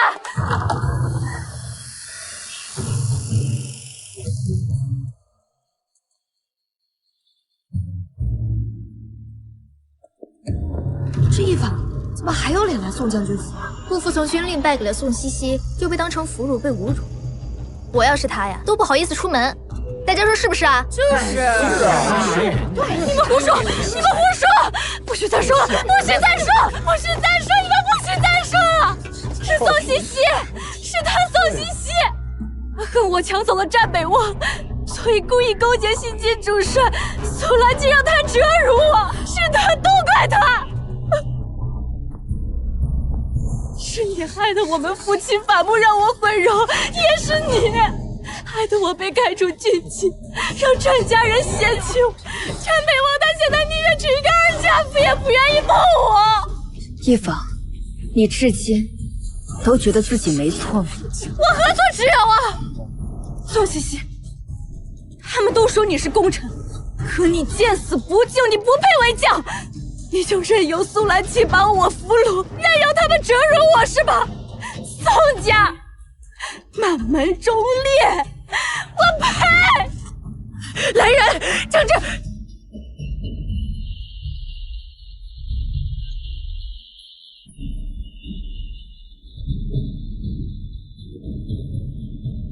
干什么？你别过来！放开我！放开我！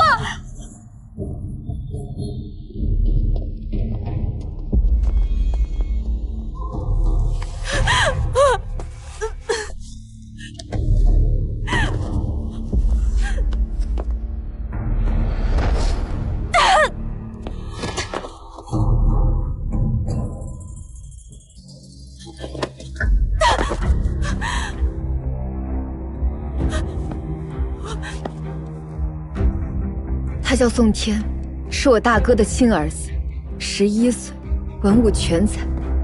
这是我祖母，我母亲，我大嫂，我二嫂。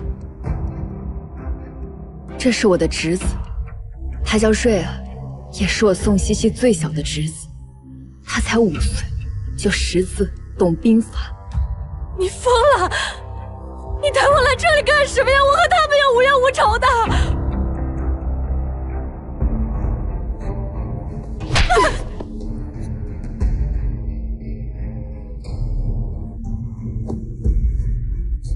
你在成灵关所做的一切，西京探子全部报复在我家人的身上。他们为什么会死？是因为你，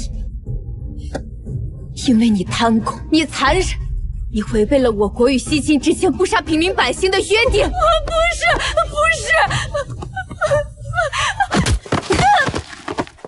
你知道他们是怎么死的吗？他们每个人身上都被砍了108刀。为什么是108刀？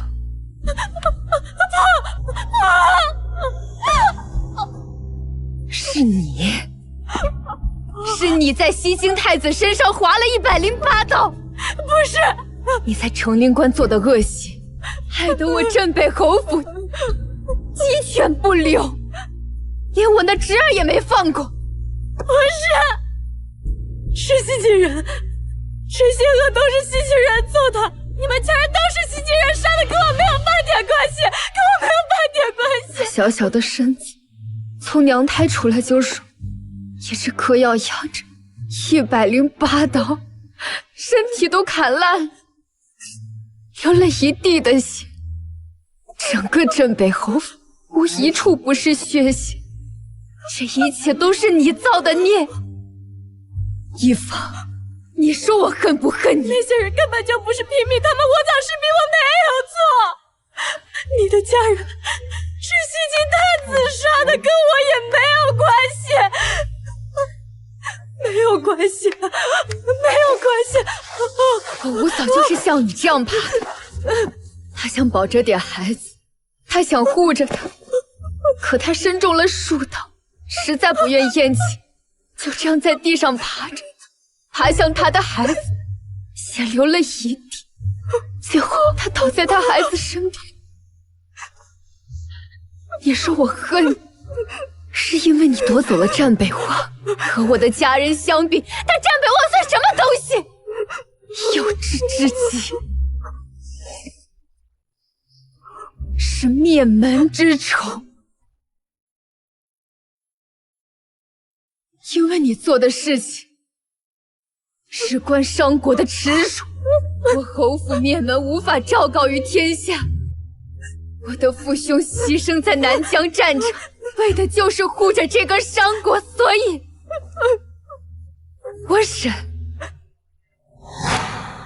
可如今你竟然不知悔改，非得找上门寻死。如今，那我就让挫骨扬灰！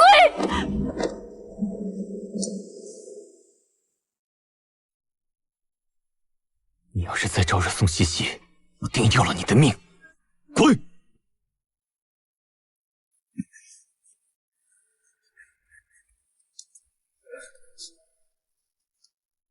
茜茜，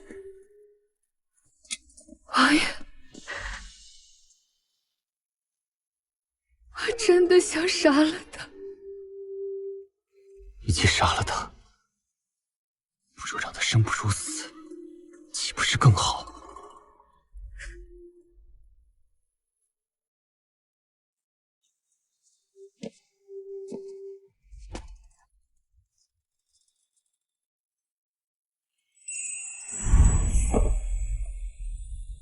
爹，娘，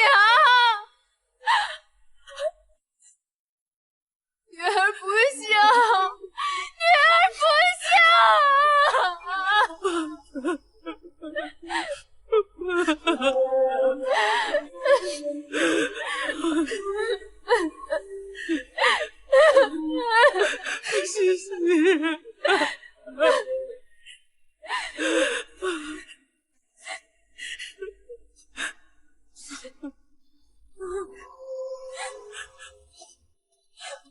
起来吧，西西。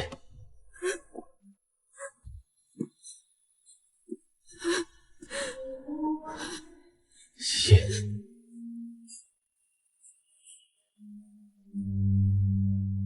好在。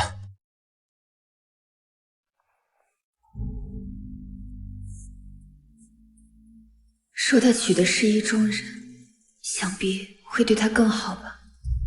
为何想到此，竟有些心痛？即便与战北望和离，我都从未有过这种感觉。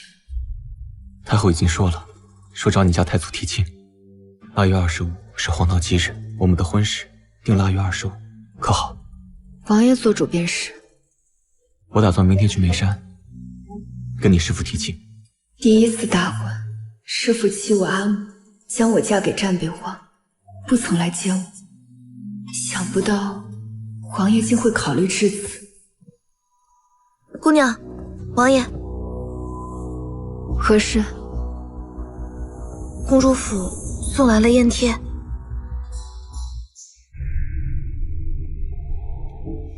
转公主特邀您去她的寿辰，莫不是要为难姑娘？夫人生前处处被长公主针对，如今特邀您，肯定不安好心。明日你与我一同去眉山即可。王爷，你去眉山，我去敷衍。你可知，长公主是全商国最难对付的人，就连我那嚣张跋扈的母妃，都要忌惮她几分。你一人前去，指不定她要如何待你。我必须要去敷衍，毕竟我还有账要与长公主算。好，你若是要去，本王陪你。王爷，我与师父的嫌隙还需要你去眉山化解，婚期在即，拖延不得。王爷只需信我。好吧，此次赴宴，若我母妃针对你，你也不必客气。你我婚事，她做不了主。若长公主当众为难她，就有劳西西照拂一二了。西西定当不负所托。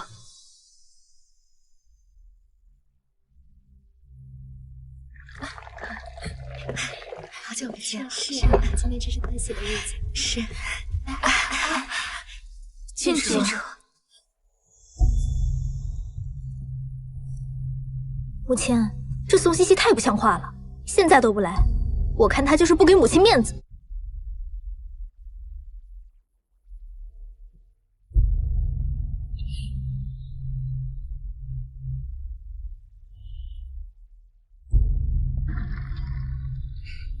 姑娘，我们为何不直接进去？自然是要看看这个长公主要演什么戏。见过长公主。戏要开场了。boss， 你是何等贱民，也配与我同坐？佳怡，怎么对战老夫人如此无礼？战老夫人，听闻你的身体不太好，如今可好些了？谢谢公主关心，臣妇好多了，谢谢长公主。你年纪与本宫相仿，怎的身子会如此差？听闻你以前的儿媳妇日夜照顾你，如此说来，也是个孝顺之人。长公主这时提起宋茜茜，莫不是要替她出头？母亲，这孝顺是做给别人看的。这宋茜茜与战将军和离后，竟连前婆母的死活都置之不顾，何来的孝顺？姑娘，这长公主是要带头编排坏你名声吗？沉住气，我这未来婆母还没入场，这好戏还在后面。是，可不就是仗着自己的军功，便没把人放眼里了吗？这般忘恩负义的人，自是人人唾弃。战老夫人，我听闻她之前娘家惨遭灭绝时，是您在无微不至的照顾她，您倒是心疼您儿媳妇儿，可惜啊，人家压根儿就不领你的情分。看来长公主不是给宋茜茜出头，而是与宋茜茜有私怨。哎呀，长公主见笑了。有时候真心未必换得了真心，我待她一场，无愧于心，便是足矣。惠太妃驾到！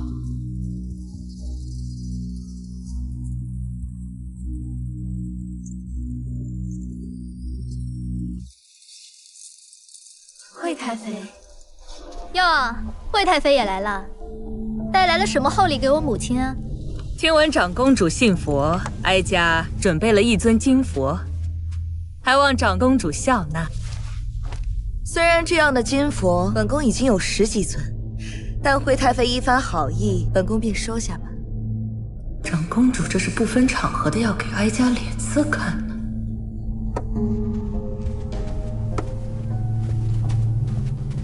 如今木儿收复南疆，也是不世之功。这陛下又赏赐了诸多良田商铺，可木儿如今也未谈及婚嫁，哀家这里倒有一个人选。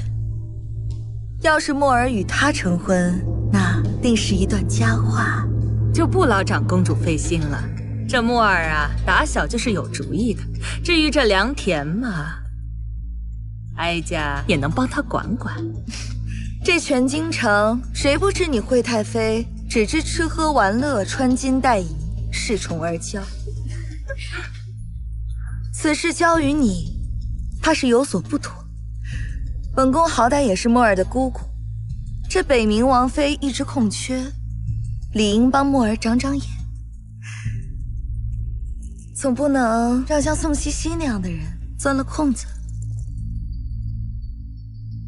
是啊，惠太妃，你可得看清楚些，千万不可找宋茜茜那样的儿媳，还善妒又不孝，所以呀，被我们休出了将军府。你放肆！战老夫人，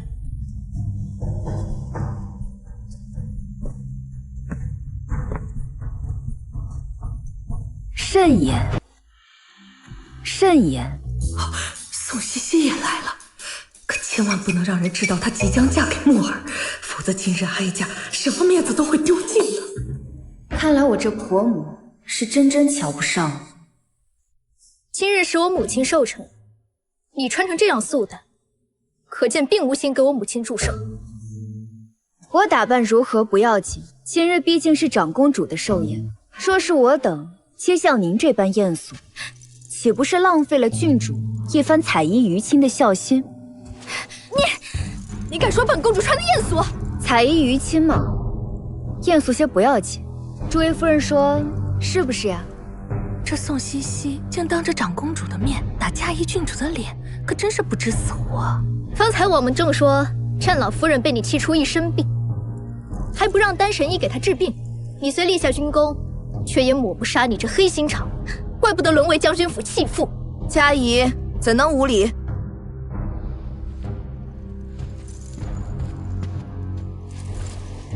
怎能哪壶不开提哪壶？茜茜，她是被本宫宠坏了，你可别跟她一般见识。长公主放心，我自然不会跟无知的人一般见识。要是我顺了长公主的意，说不定我们将军府能靠着长公主飞黄腾达。茜茜，你已被休出了将军府，竟还敢如此没有规矩，敢对嘉怡郡主无礼！你不说话，我倒是把你给忘了。你说我是被你将军府休的，可是在质疑陛下。你休得无礼！此事关圣上何事？是陛下下旨，我才与战北望和离。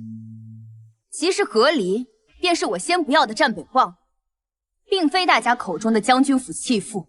倘若再有人一口一个弃妇叫我，我便只好禀告陛下。还有，大家一直都说是我不让丹神医给战老夫人治病，正好现在丹神医正在外面候着，长公主宣进来，一听便知。这可怎么办？单身一来，我不就露馅了？长公主，今日是您寿辰，我们将军府的家事就不劳您费心了。战老夫人此言差矣，我与将军府再无瓜葛，何来将军府家事？倒是战老夫人在外面给我散播谣言，泼我脏水，我倒是可以不与战老夫人计较。可今日偏偏是长公主的寿辰，就算是我不计较，心怀慈悲的长公主也定会为我做主。好一个巧言令色的贱人，三言两语就扭转了局面，替哀家不得不为她做主。虽然讨厌宋茜茜，但她竟然敢跟长公主和佳怡对着干，这一点是让哀家舒服了不少。此事，听闻长公主是活菩萨，还请长公主替我们家姑娘做主啊！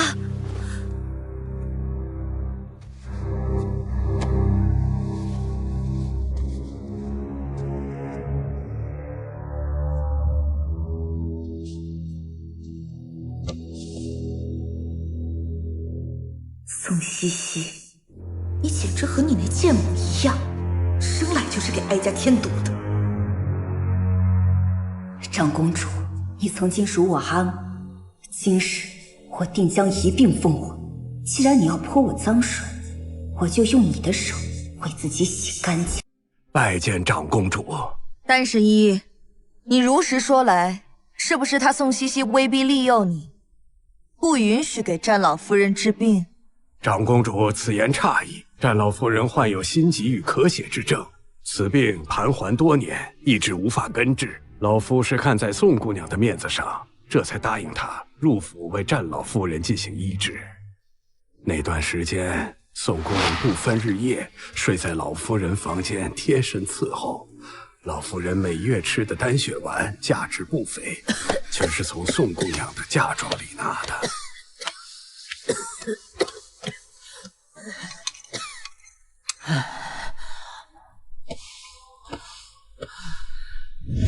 可谁曾想，战北望将军打了胜仗回来，竟然仗着赐婚圣旨，联合将军府要把宋姑娘休弃出门，贪图她的嫁妆。此等家风人品，老夫甚是瞧不起。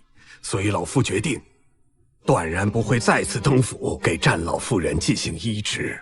这将军府竟是如此门第，真是不知廉耻，竟然还有脸传遍京城，说自己是受害者。大胆！战老夫人，你竟敢散播谣言，你可知罪？长公主饶命啊！即便如此，她宋茜茜也是二嫁妇。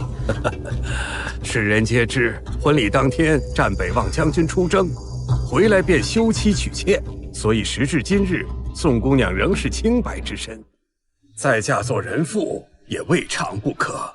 这战北望竟然连宋茜茜一根手指头都没碰，恐怕这战老夫人要悔心肠子了吧？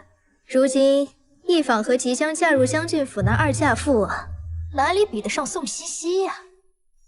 长公主殿下，此地乃女眷之处，老夫不便多有逗留，先行告退。不行，若不赶紧收场，这个贱人肯定要将祸水引到本宫身上。此事作罢，你起来吧。是，长公主。这怎么就此作罢了呢？将军府实在是欺人太甚。他日茜茜入了我北冥王府的门，哀家定会好好照顾她。哦，惠太妃不是不承认这桩婚事吗？怎么反倒自己当众？他日茜茜入了我北冥王府的门，哀家定会好好照顾她。哦，这京城名媛众多，墨儿竟然看上了这和离府。哎呀，多嘴！他们的婚事我反对都来不及，怎么由得我来公开呀？看来是我这未来婆母口误了，果然如王爷所说那般不着调。从将军府赶走的弃妇，竟然可以嫁给收复南疆的亲王，成为有权有势的王妃。北冥王要迎娶宋茜茜，虽然她立过军功，到底是个2家呀，他怎么配？惠太妃，你素来要强，事事争个第一，总说墨儿如何出色，如今竟要娶个和离妇。我估摸着这个消息传出去不到半日，你就会沦为整个京城的笑话。倒是嘉怡郡主，竟然如此没有礼数，竟敢随意非议长辈。他这是在帮哀家出气呢。宋茜茜，你有什么资格教育我？你也不掂量掂量自己的身份，和离弃妇，凭什么嫁给我表弟？你识趣的，赶紧从哪里来回哪里去，别在这里丢人现眼。是啊，我一个和离妇，一能上战场杀敌，2能嫁入皇家为亲王妃，是多少人几辈子都修不来的福气。嘉怡郡主应该是很羡慕，很嫉妒我今日来，是给长公主祝寿的。嘉怡郡主若是再阻挠，丢的可是你母亲长公主的名声。臣女给长公主献上寿礼，祝长公主寿比南山。这贱人，该不会还有什么后手要对付本？宋姑娘有心了，来人，收下寿礼。宋茜茜，你这该不是从大街上随便买来的一副吧？即便是大街上随意买来的一副，也是臣女的一番心意。正如我父兄牺牲的时候，长公主送给我母亲的一尊传承的贞节牌坊，不也是长公主的一番心意吗？啊，传承的贞节牌坊，这得是多恶毒的诅咒啊！这是要他们家女儿世代的守寡呀！惠太妃，事情不清楚，你在这胡说什么呢？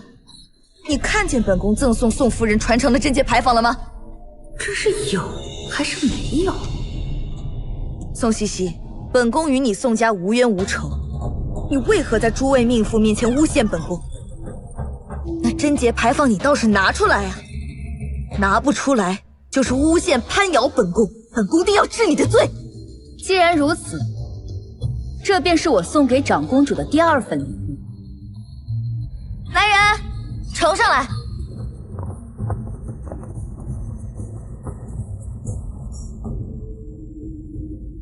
这个贱人不会真的带来了？宋茜茜，你好大的胆子，竟敢拿这种阴质的东西来，是想要诅咒我母亲吗？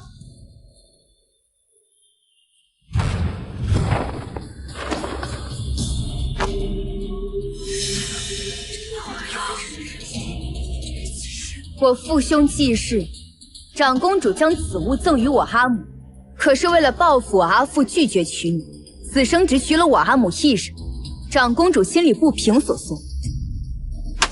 放肆！你这话阴阳怪气的，是要逼着本宫承认吗？什么损阴质不损阴质？我看到是你们宋家损了阴质，所以才引致。引致什么？我宋家损阴质什么？死在我宋家人刀下的不计其数，但那都是敌国士兵。长公主在京中过着太平日子，年年举行盛大的寿宴，这其中有我宋家人出的一份力。身为皇家公主，不念及牺牲将士的功劳，一口一句损阴质，这若是传了出去，还让商国士兵如何再敢上战场杀敌？你说什么胡话，扯什么国事战事？我看到是你，不是诚心过来给本宫贺寿的。长公主，臣女的确是诚心来给您贺寿的，只是这第2份礼物是物归原主。长公主若是不要，那便由臣女来做个了断。你到底要做什么？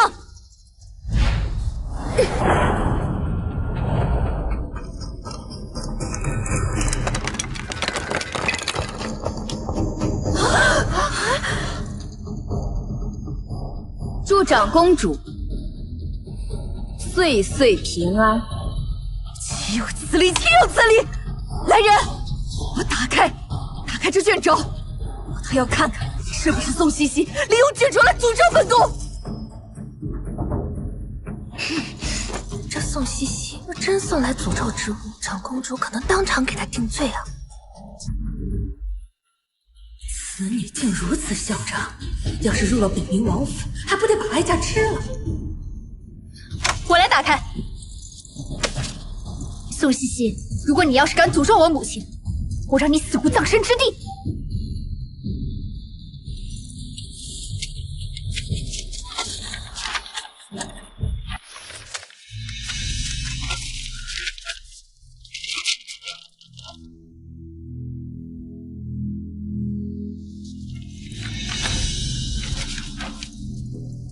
姑娘，真威风，总算给夫人出了一口恶气。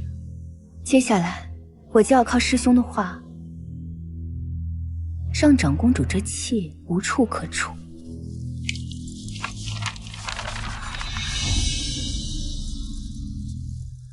小女子曾见过先生画的腊梅图，画工同出一辙。这张是沈清河先生的。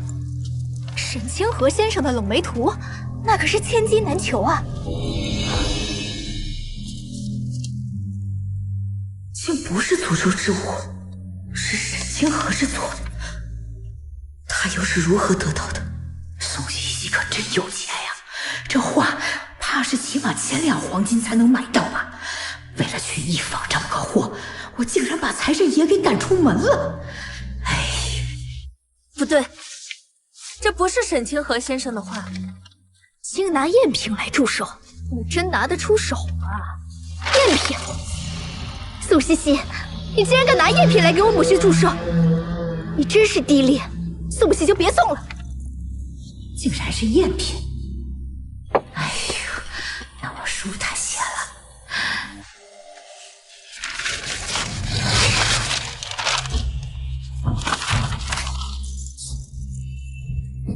宋茜茜，在我母亲寿宴上送一副赝品，什么意思？唉，想不到这传闻中精通琴棋书画的嘉仪郡主也不过如此，倒是可惜了一幅好画。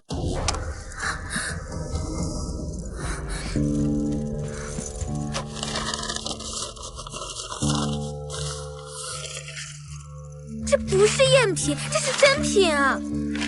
太可惜了，太可惜了。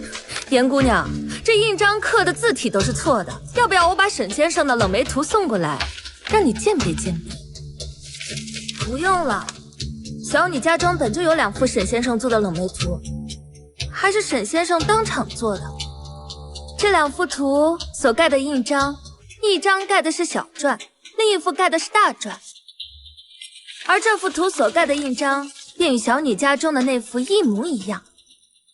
今日我家祖父也在场，就在外头。如果诸位不信的话，可请我祖父进来鉴别鉴别。沈先生卖的画全部都用小篆印章，这是众所周知的事。没错啊，所以小女的这2幅画，一幅是买的，另一幅是送的。而送的这一幅用的就是大篆印章。那不就对了？宋茜茜的画只能是买的，沈清河先生怎么会给他送画？既不是买的，也不是送的，那这小篆印章定是假的。我知晓我师兄所做的画难求，想着今日是长公主寿辰，便送上一幅。这幅画我师兄用了很大的心血，没想到就这样被撕毁了。师兄，沈清河先生是你的师兄？原来沈清河竟然是宋茜茜的师兄。对啊，我师出万宗门，沈清河是我大师兄，诸位不知吗？那这幅画是真的，竟然被撕了，太可惜了。来人呐，请太傅。长公主，那小女便告退了。宋茜茜，你莫不是怕被鉴定是假画，传出去会贻笑大方，所以你要落荒而逃了吧？堂堂公主嫡出亲女，皇家教养长大，出口皆是恶语，连我师兄的话都不懂得分辨便撕掉，如此武断粗鲁，传出去才贻笑大方。我宋家人磊落坦荡，倒是嘉仪郡主目无尊长，不把先帝嫔妃放在眼里，一口一句惠太妃，既不尊重人，也不遵孝义。不知你的父母是如何教养你的？苏西西，你是不把本宫放眼里是吗？也难怪，长公主能在我父兄为国捐躯的事后，给我阿母送上传承贞节牌坊。行如此恶意诅咒之人，也教不出什么好所。宝珠，我们走。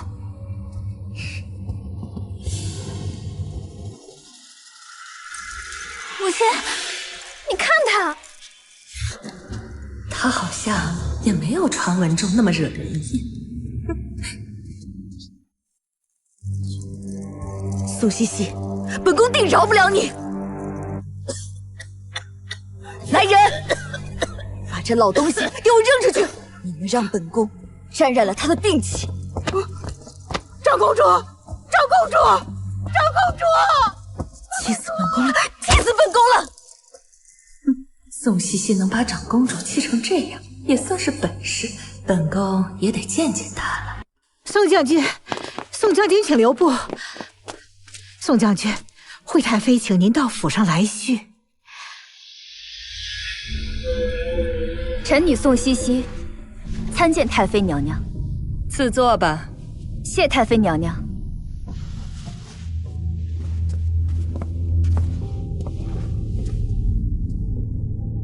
敢问太妃，唤臣女来是何事？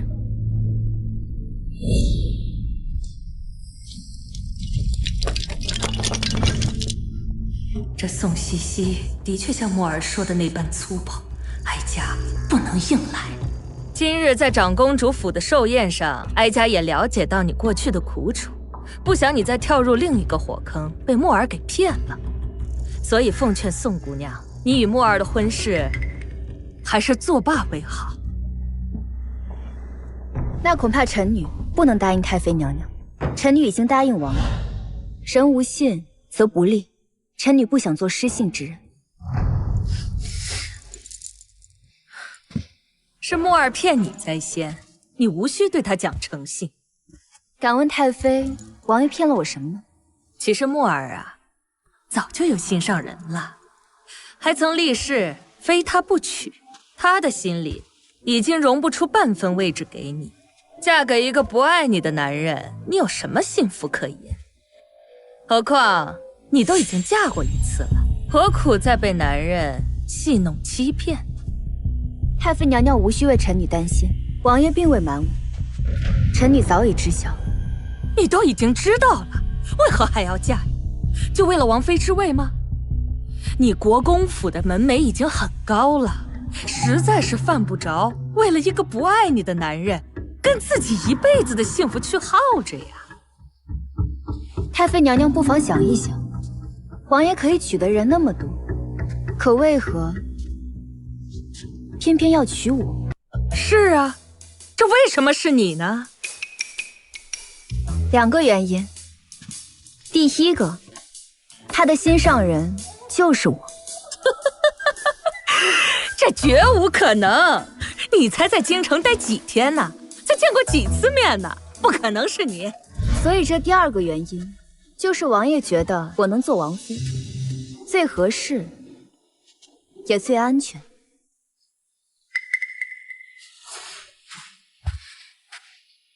怎么感觉被这丫头给绕进去了？可瞧着越发觉得与木儿是良配呀。哀家会派人去金京楼给你定制凤冠，你择日去试试吧。那臣女就谢过太妃娘娘。果然如王爷形容的那般，我这未来婆母一眼就能看穿她的心情，真是可爱的很。那臣女就先告退了。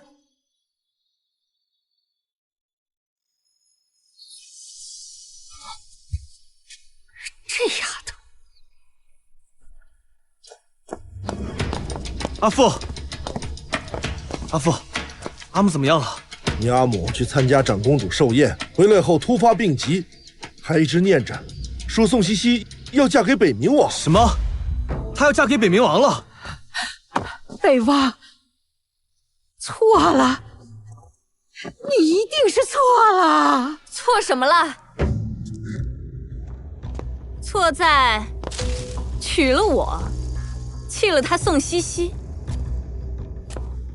战北望，你前头娘子就要嫁人了，还是嫁给王府，你是不是后悔？你就不该娶我，我也不该嫁进来，受你一家子的怨恨。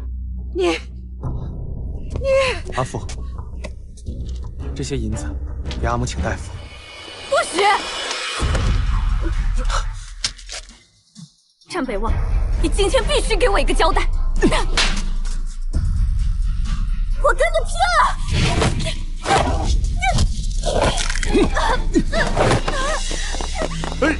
别打了！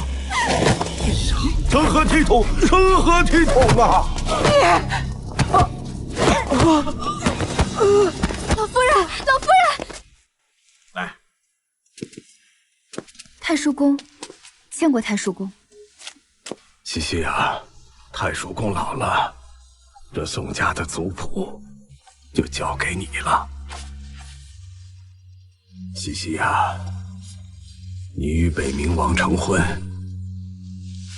是不能成绝的，可国公府的位置不能没有。你可以在这里挑几个小孩寄养，通过品德和文采考试之后，递交给朝廷世子之辈。你阿兄们本来都有子女，个个都十分出色，可他们跟他比，如何都比不上。这些杀手要是能对孩儿们手下留情，给国公府留下一点血脉。太叔公，别多想，伤身体。这事儿也不能急，再物色物色。宋氏家族若没有出色的孩儿，就不能成绝，就对不起你阿父的威名啊！太叔父，先进屋歇歇吧。不用了。那我送你。姑娘，姑娘，何事如此慌张？北冥王回来了，他还带回了谁？琪琪，你确定那是我二哥的孩子瑞儿吗？之前见过瑞儿，瑞儿幼时颇为懂事，果然印象深刻。瑞儿现在在何处？就在院外面，只是……宝珠，你去水兰阁取一件瑞儿最喜欢的玩具，我给她做的那个弹弓，弹弓上还刻着她的名字，木叉子上还涂了颜料。知道，罗密马上去拿。琪琪，琪琪，你要做好心理准备。瑞儿她之前一直被丐帮控制着性起，为了博取同情，她现在的模样已经大不比从前。你莫害怕。还有一件事，她被毒哑了，如今她没办法说话了。如果你想等等，本王带她回北冥王府梳洗一番后，就现在。让二小公子进来。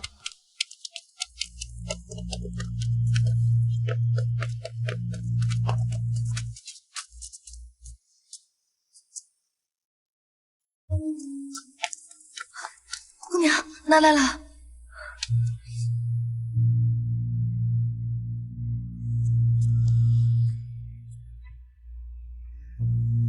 瑞儿，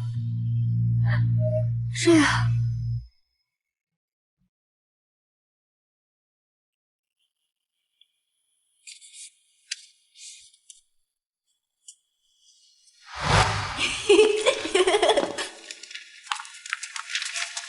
小姑姑，你看，这是我今天写的字，阿父夸我写得好。我们帅真棒！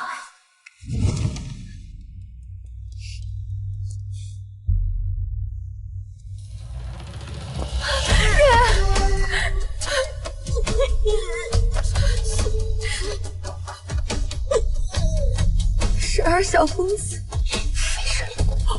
是二小公子，二小公子回来了！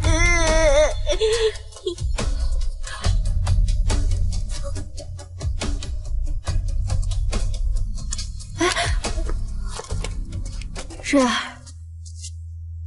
你是不是有话对小姑姑说？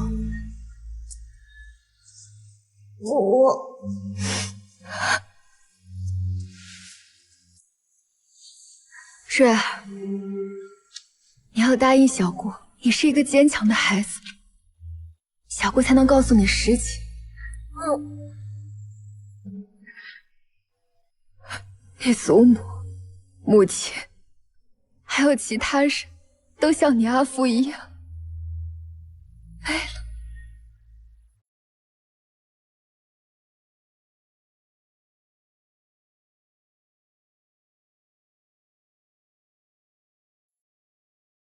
水儿乖，小姑姑知道你会写字，告诉小姑你是怎么逃出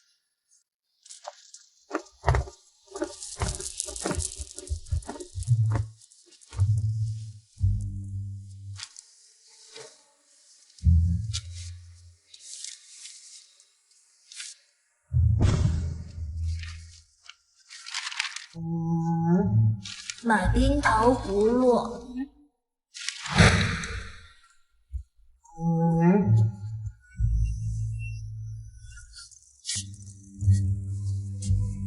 小姑姑，你怎么哭了？是哪里疼吗？小姑姑不疼，小姑姑只是想阿父了。瑞儿，小姑姑以后不在，你可要好好听阿母和祖母的话，好不好？小姑姑，我每次想阿父的时候，阿母都会给我买冰糖葫芦，吃完就没那么难受了。我这就去给小姑姑买冰糖葫芦。瑞儿，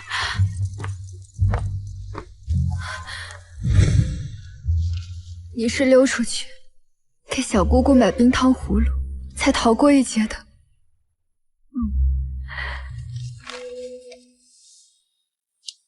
瑞儿，小姑姑以后一定保护好你。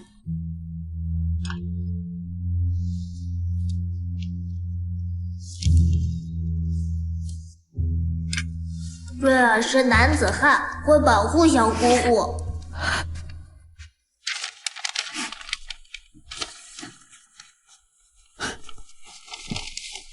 瑞儿乖，有本王在，没人敢欺负你们。王爷是小姑姑心爱之人，日后瑞儿要叫他姑父，好不好？本王知道你是骗瑞儿，但本王依旧开心。本王也只喜欢你小姑姑一人。明明知道是骗瑞儿，但我却依旧开心。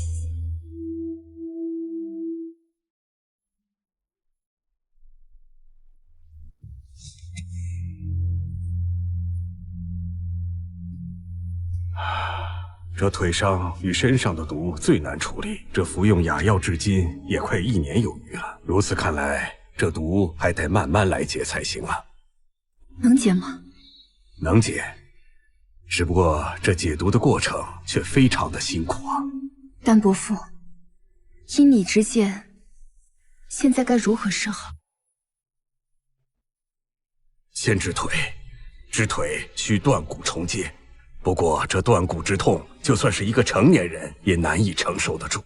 不知这二小公子能否扛得过去啊？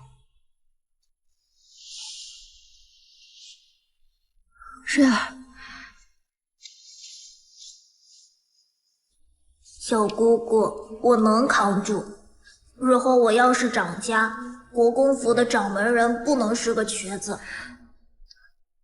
一会儿再疼，我也不能表现出来。不然会让小姑姑他们担心的。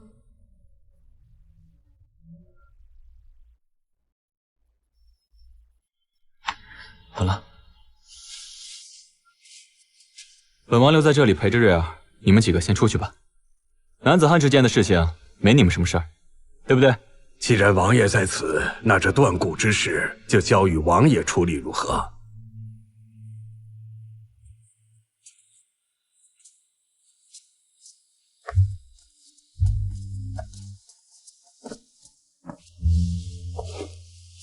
瑞儿别怕，本王有个秘密要告诉你，是关于你小姑姑的，但是你不能告诉别人哦。把手给我。在以前呢，你小姑姑刚练轻功，那个时候梅山上有一棵很高很高的梧桐树，你小姑姑上去，但是呢却惊动了鸟雀，一个不小心就摔断了腿。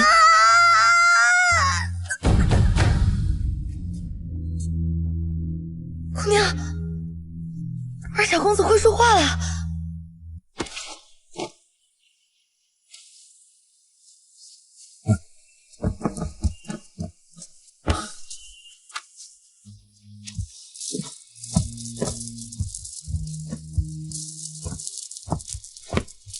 丹伯父，刚刚瑞儿可是会说话了？是疼痛的叫声，这是好事啊。那小公子的腿……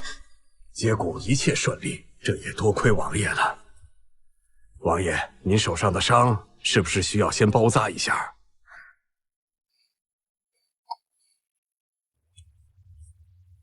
是瑞儿。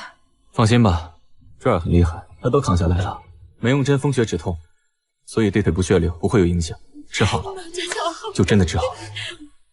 老朱、宋嬷嬷，你们去准备一下。好。你跟我过来。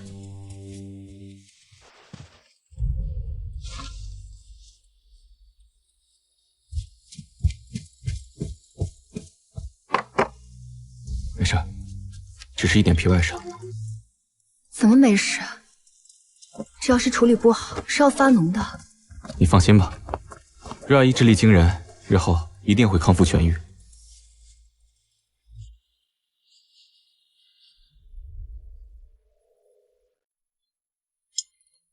王爷，我代表宋家感谢你。若是没有你，瑞儿可能现在还被他们控制着四处行乞。像他这样的残疾小乞丐，多半也活不过10岁。如果瑞儿没有遇到你，他可能现在已经被冻死，或者饿死，或者……你与我说这些做什么？必定是你家人在天之灵保佑了他，才让我在那么多小乞丐中认出他。总之，这份恩情我铭记于心。日后你需要我做什么，我一定会为你去做。什么都可以，只要不违背良心。好，本王让你在这刺绣上绣一个字。绣什么字啊？墨。这样，这条手帕便是你我真正的定情信物了。说告诉王爷，我必须带着瑞儿一起生活，不知会不会让王爷为难。该如何开口？瑞儿是宋家唯一承爵，你我成婚后就将她养在身边，我们好好教养她，日后瑞儿必成大器。王爷，你为什么对我这么好？我待你好，难道不是应该的吗？你是本王的妻子，咱俩是要过一辈子的。这些话我听过一次，但下场大家也都知道了。西西，你需要拿我和他比？在我这里，只有丧偶，没有合理，更不可能有休妻。若是你不信，我用一辈子来证明。丧偶？或者，我以后走在你前头，怎样？那要不我们一起走？成。你今日说的这些话，我都记在心里了。若是他日你违背今日之言，那你师父必定饶不了我。对了，王爷此去梅山，师父他怎么说？他说要昭告整个江湖，要加爱徒。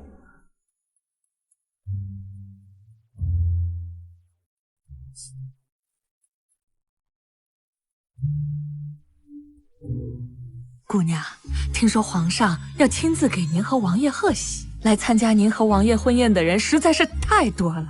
王爷把府外的大街都搭上了喜棚，布置上了婚桌，这王爷的面子啊，就是大。王爷本想低调些，但架不住贺喜的人太多，他也是怕考虑不周，所以才只好如此。姑娘，平安侯府老夫人求见，说是有重要物件要交还给姑娘。重要物件？听闻宋姑娘即将与北冥王成婚，老臣前来送份贺礼。不可，这太贵重了，万万不可。请姑娘务必收下。这手镯原本也不该属于我，而是属于你们宋家的。属于我们宋家的？老夫人何出此言？说起来，也是3年前的事了。那是我与你母亲唯一的一次私下交集。那日我在金京楼订了这只手镯。掌柜的，我来取我们老夫人订的连珠纹金手镯。掌柜的，这不是老身预定的手镯吗？你怎敢拿给他人？平阳侯夫人，这手镯呀，宋夫人已经付完全部银子了。是老身预定在先，也是按约定日期来取。你们金京楼是觉得我平阳侯府好欺负吗？不是，这既然是侯夫人的镯子，那便还给侯夫人吧。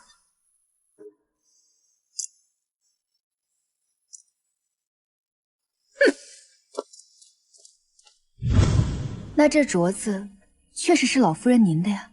这金京楼的确不该把您定做的手镯卖给我阿母。如果事实是这样的话，也没错。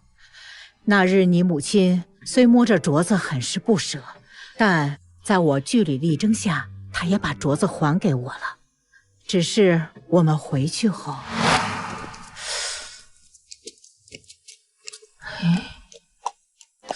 这不对呀，有何不对呀？老身定做的手镯是5颗宝石，这可是6颗。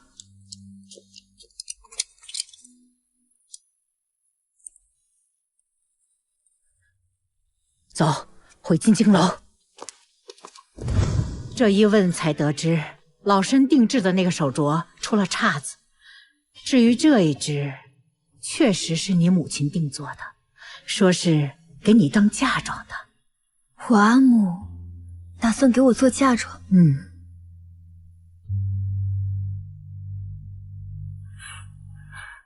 老身当即便让金京楼的掌柜给你母亲送回去。可掌柜说，你母亲已经买了别的。当时你的母亲明知这只手镯不是老身的，她却割爱给了我。这件事虽说不是什么大事，但这些年老身心里总觉不安。后来你宋家，总之，希望姑娘不要嫌弃老身待过，收下这镯子吧。毕竟这是你母亲为你定做的嫁妆，知道前因后果之后，这镯子老身就再也没戴过，一直放在老身的私库里。姑娘若是不信，可以问问老身身边的人。姑娘，老夫人说的是真的，这镯子没有戴过，还是崭新的。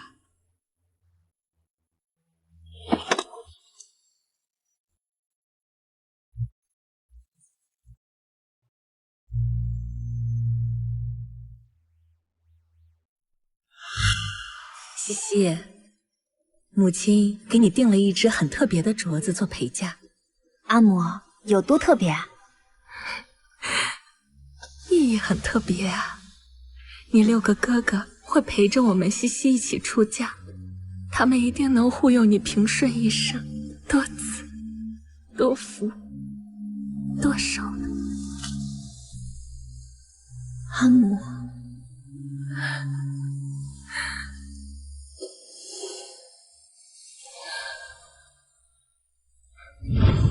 出嫁那时，我本想问阿母怎么不见那只特别的手镯，但怕阿母想起阿兄伤心，便再没问过。想不到这手镯是你母亲给你定做的，虽然迟了，或许不迟，或许刚刚好。这本是夫人给姑娘的嫁妆，却在姑娘要嫁给北冥王之前，这镯子回到了姑娘的手中。或许不是巧合，是夫人冥冥之中对这镯子有执念。老夫人，哎呀，多谢老夫人割爱。这镯子，不管老夫人戴没戴过，对小女来说都意义非凡。小女感激不尽。这镯子是多少银子？我现在便给你。姑娘，就给1两银子，把这镯子收回去吧。这不行的，这镯子该是多少银子就是多少银子。老身就收回1两银子，其他的你母亲已经用她的度量和胸襟给过了。告辞。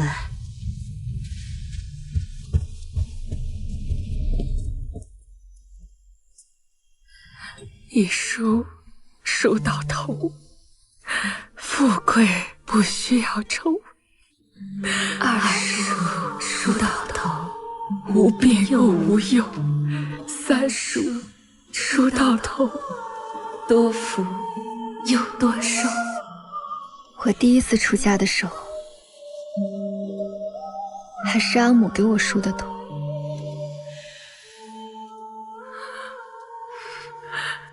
这镯子物归原主，也了却了夫人生前的心愿。苏嬷嬷，我想我阿母了。明天就是姑娘大喜的日子了，这眼睛哭肿了，可就不好看了。苏嬷嬷最会夸人。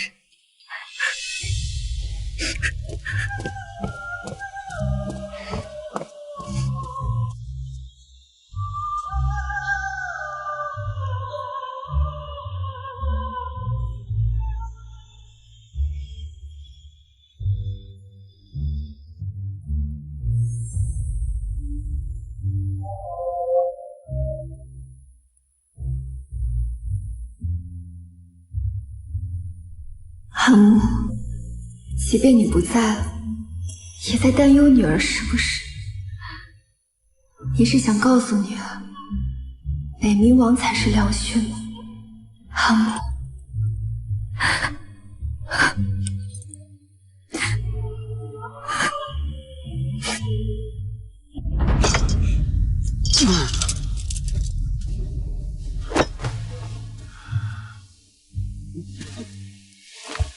瞧瞧你现在的样子，该不会心里还有宋茜茜吧？在胡说些什么？可惜呀，郎有情，妾无意。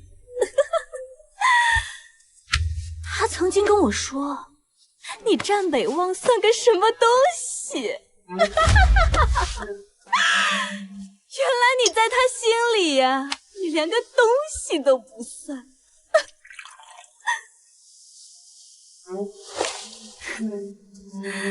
出去！战北望，若是你没有用战功求取我，那你和宋茜茜会不会也像他与北冥王那样，如胶似漆？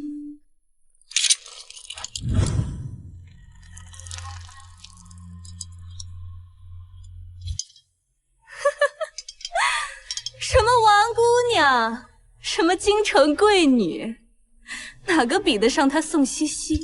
我虽恨极了她，却也不得不承认，天下男子若见过她战场英姿的，无不会娶她为妻。而她是你曾经的夫人，现在却要嫁给北冥王了。你是可笑不可笑？真是太可笑了！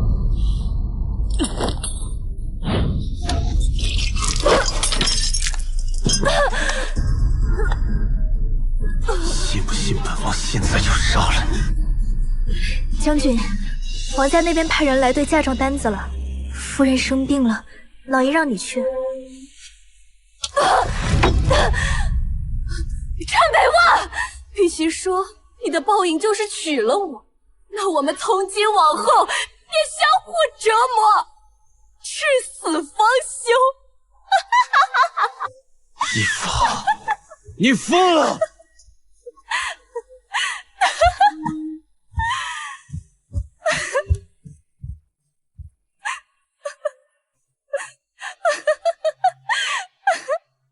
陈北望，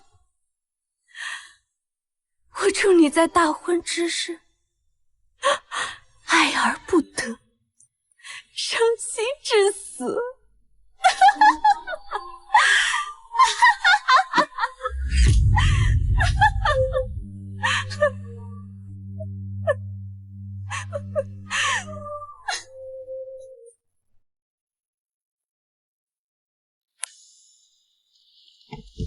姑娘，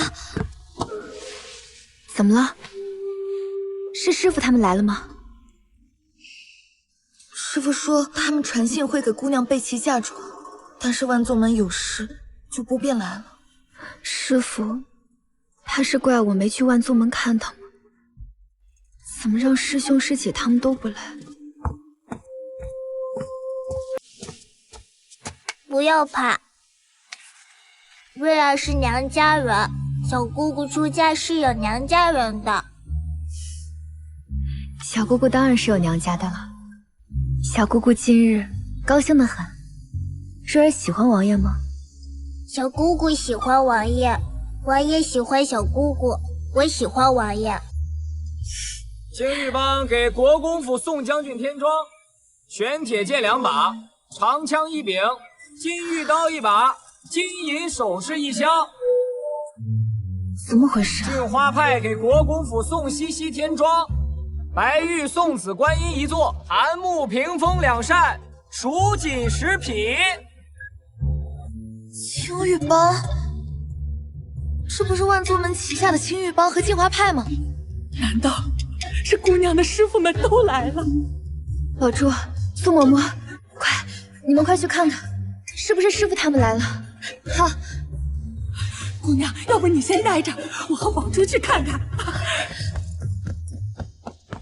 五岳派给国公府宋西西添妆，武林中一流高手侍卫1名，桃花酒18坛，绸缎10匹。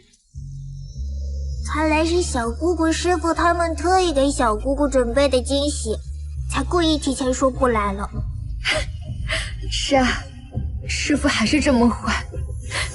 赤岩门给国公府宋西西添妆，东珠1壶，和田玉摆件3件，古琴1架，古琴谱10首，红宝石18颗，蓝宝石18颗，织锦被褥10床。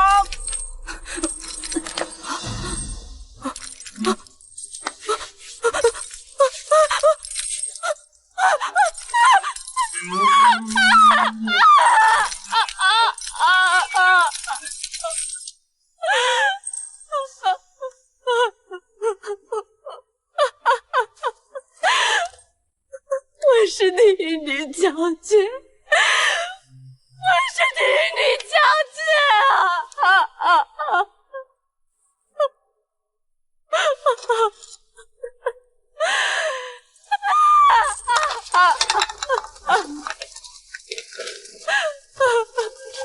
我输了，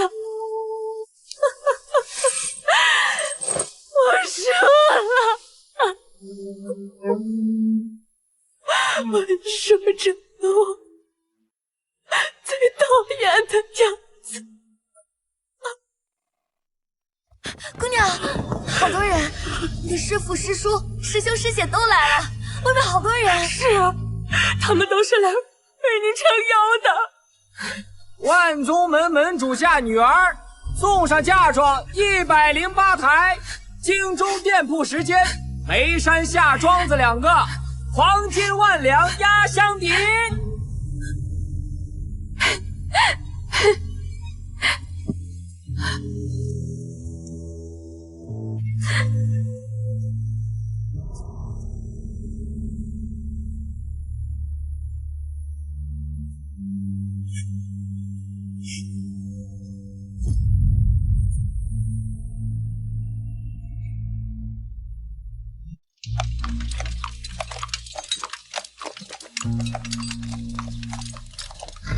恭喜王爷，娶了我将军府不要的弃妇。多亏了你双眼尽瞎，才让本王娶到心头之爱。王爷，奏府。今日大喜，不见血洗。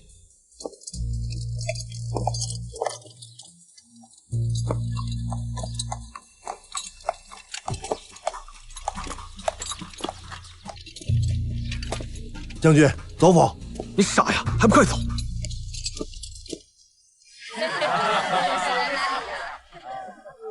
多吃点，多吃点。晚上。宝珠，多吃点啊！你饿不饿？姑娘定是饿了吧？要不去弄点吃的。面条来了。宝珠哎，你先去吃啊，我陪着姑娘。好，姑娘先垫垫，回头啊，等王爷招待了宾客，然后你再同王爷一同食。王爷今晚一直喝酒没吃菜呢，就没人帮他分担一些，让他先吃点东西。哎呦，这敬酒的可都是您的师傅师兄和所有眉山帮派，他不敢不喝呀。师傅明明答应我，不会欺负他的。哟，姑娘，这是心疼上姑爷啦。毕竟是以后要一起生活一辈子的伴儿了，总归是要关照一下的。姑娘，今日老奴有一件事要跟姑娘说。其实王爷爱慕姑娘许久，曾经向夫人求过亲。什么？此番去战场，本王一定会亲自手刃杀害镇北侯和公子们的敌军首领，以此为聘，以匕首为信物，求娶西西。北冥王为何要娶西西？是他将本王从死人堆里救了回来。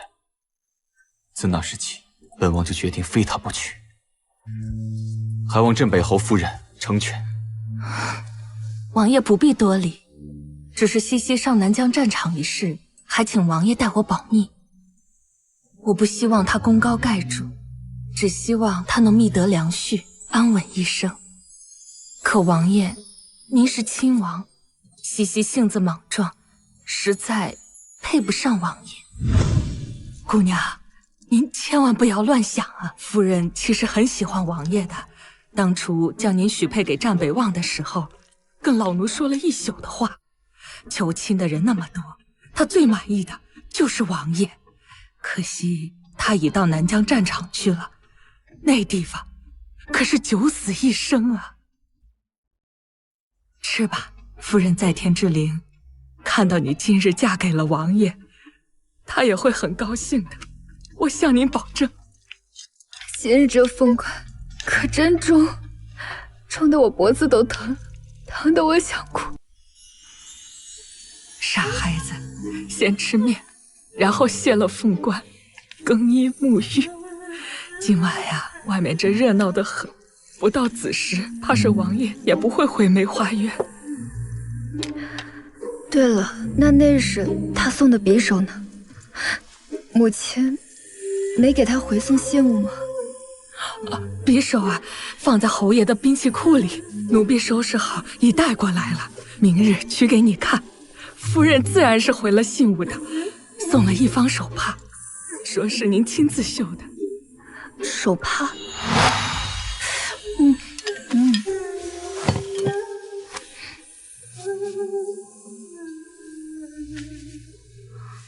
之前可曾做过女工？你是说，这个配色难看，还把牡丹花绣成四不像的方帕，是我绣的？西西，姑娘，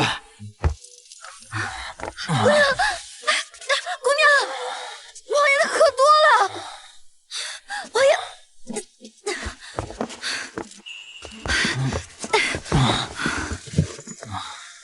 是被师傅师兄他们灌了酒，张副将说他不敢不喝，灌了不少呢，还和其他帮派一起灌他，喝的是桃花酒。师傅竟然还让他们灌酒，这不是欺负人吗？门派来了这么多人，一人一杯，都够他喝吐血的。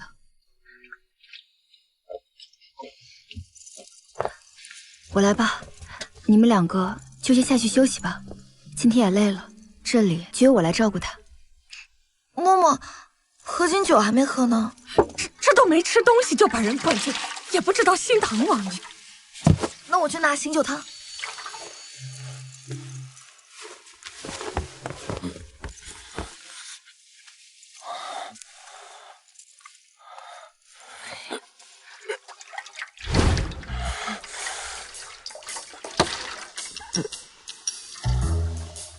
西西，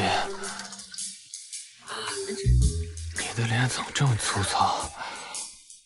怎么还有褶皱？哎呀，奴婢自然粗糙，满脸褶子。奴婢这都多大年纪了？啊！夫人，醒酒汤。醉成这样，都把苏嬷嬷认成我。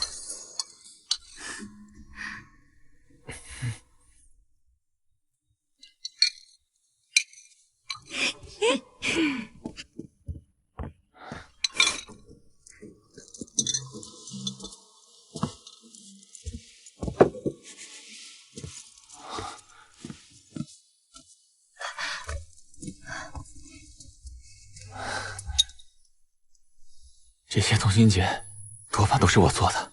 你做的？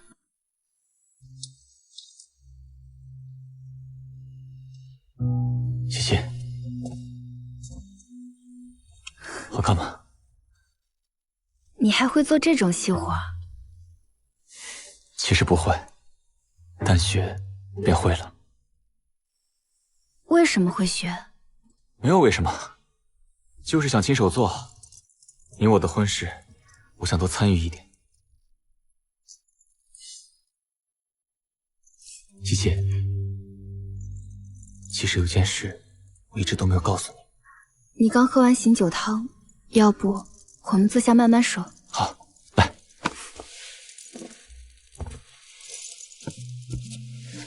有面。哎，这是我吃过的。你吃过的，所以才香呢。谢如墨，我们还没饮合卺酒呢。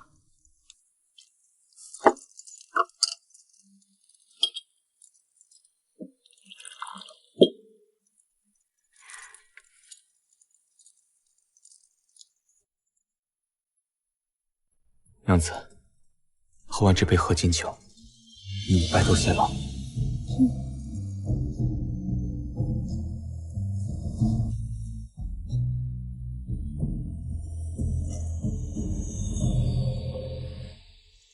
山间草木花并蒂，休待何欢结连理。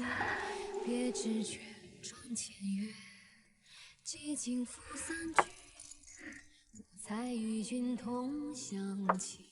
有件事情我还没有告诉你，还是我来问吧。你去南疆战场之前，是否去找过我母亲，求娶我？你知道了。宋嬷嬷方才与我讲了，所以你原先说的那个意中人，就是已经嫁了人的意中人，是我。那你为什么会喜欢我？西西，你还记得南疆战场上你救下的小兵吗？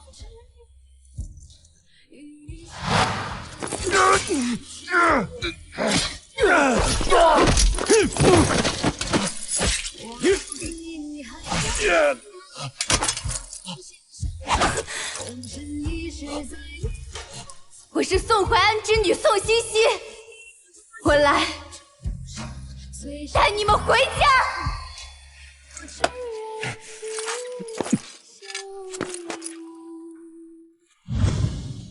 是你，那个小兵是你？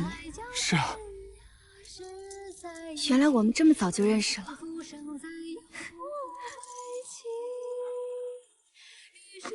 这丑八怎么？你别嫌丑。你可知这次救世？我知道，这方帕都是我修的，你喜欢的也一直都是我。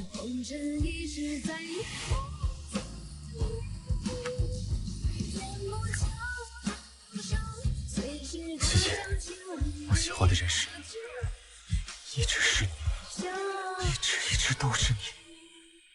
谢容我，我也喜欢你。从今往后，不，一直以来，我心中也只有你。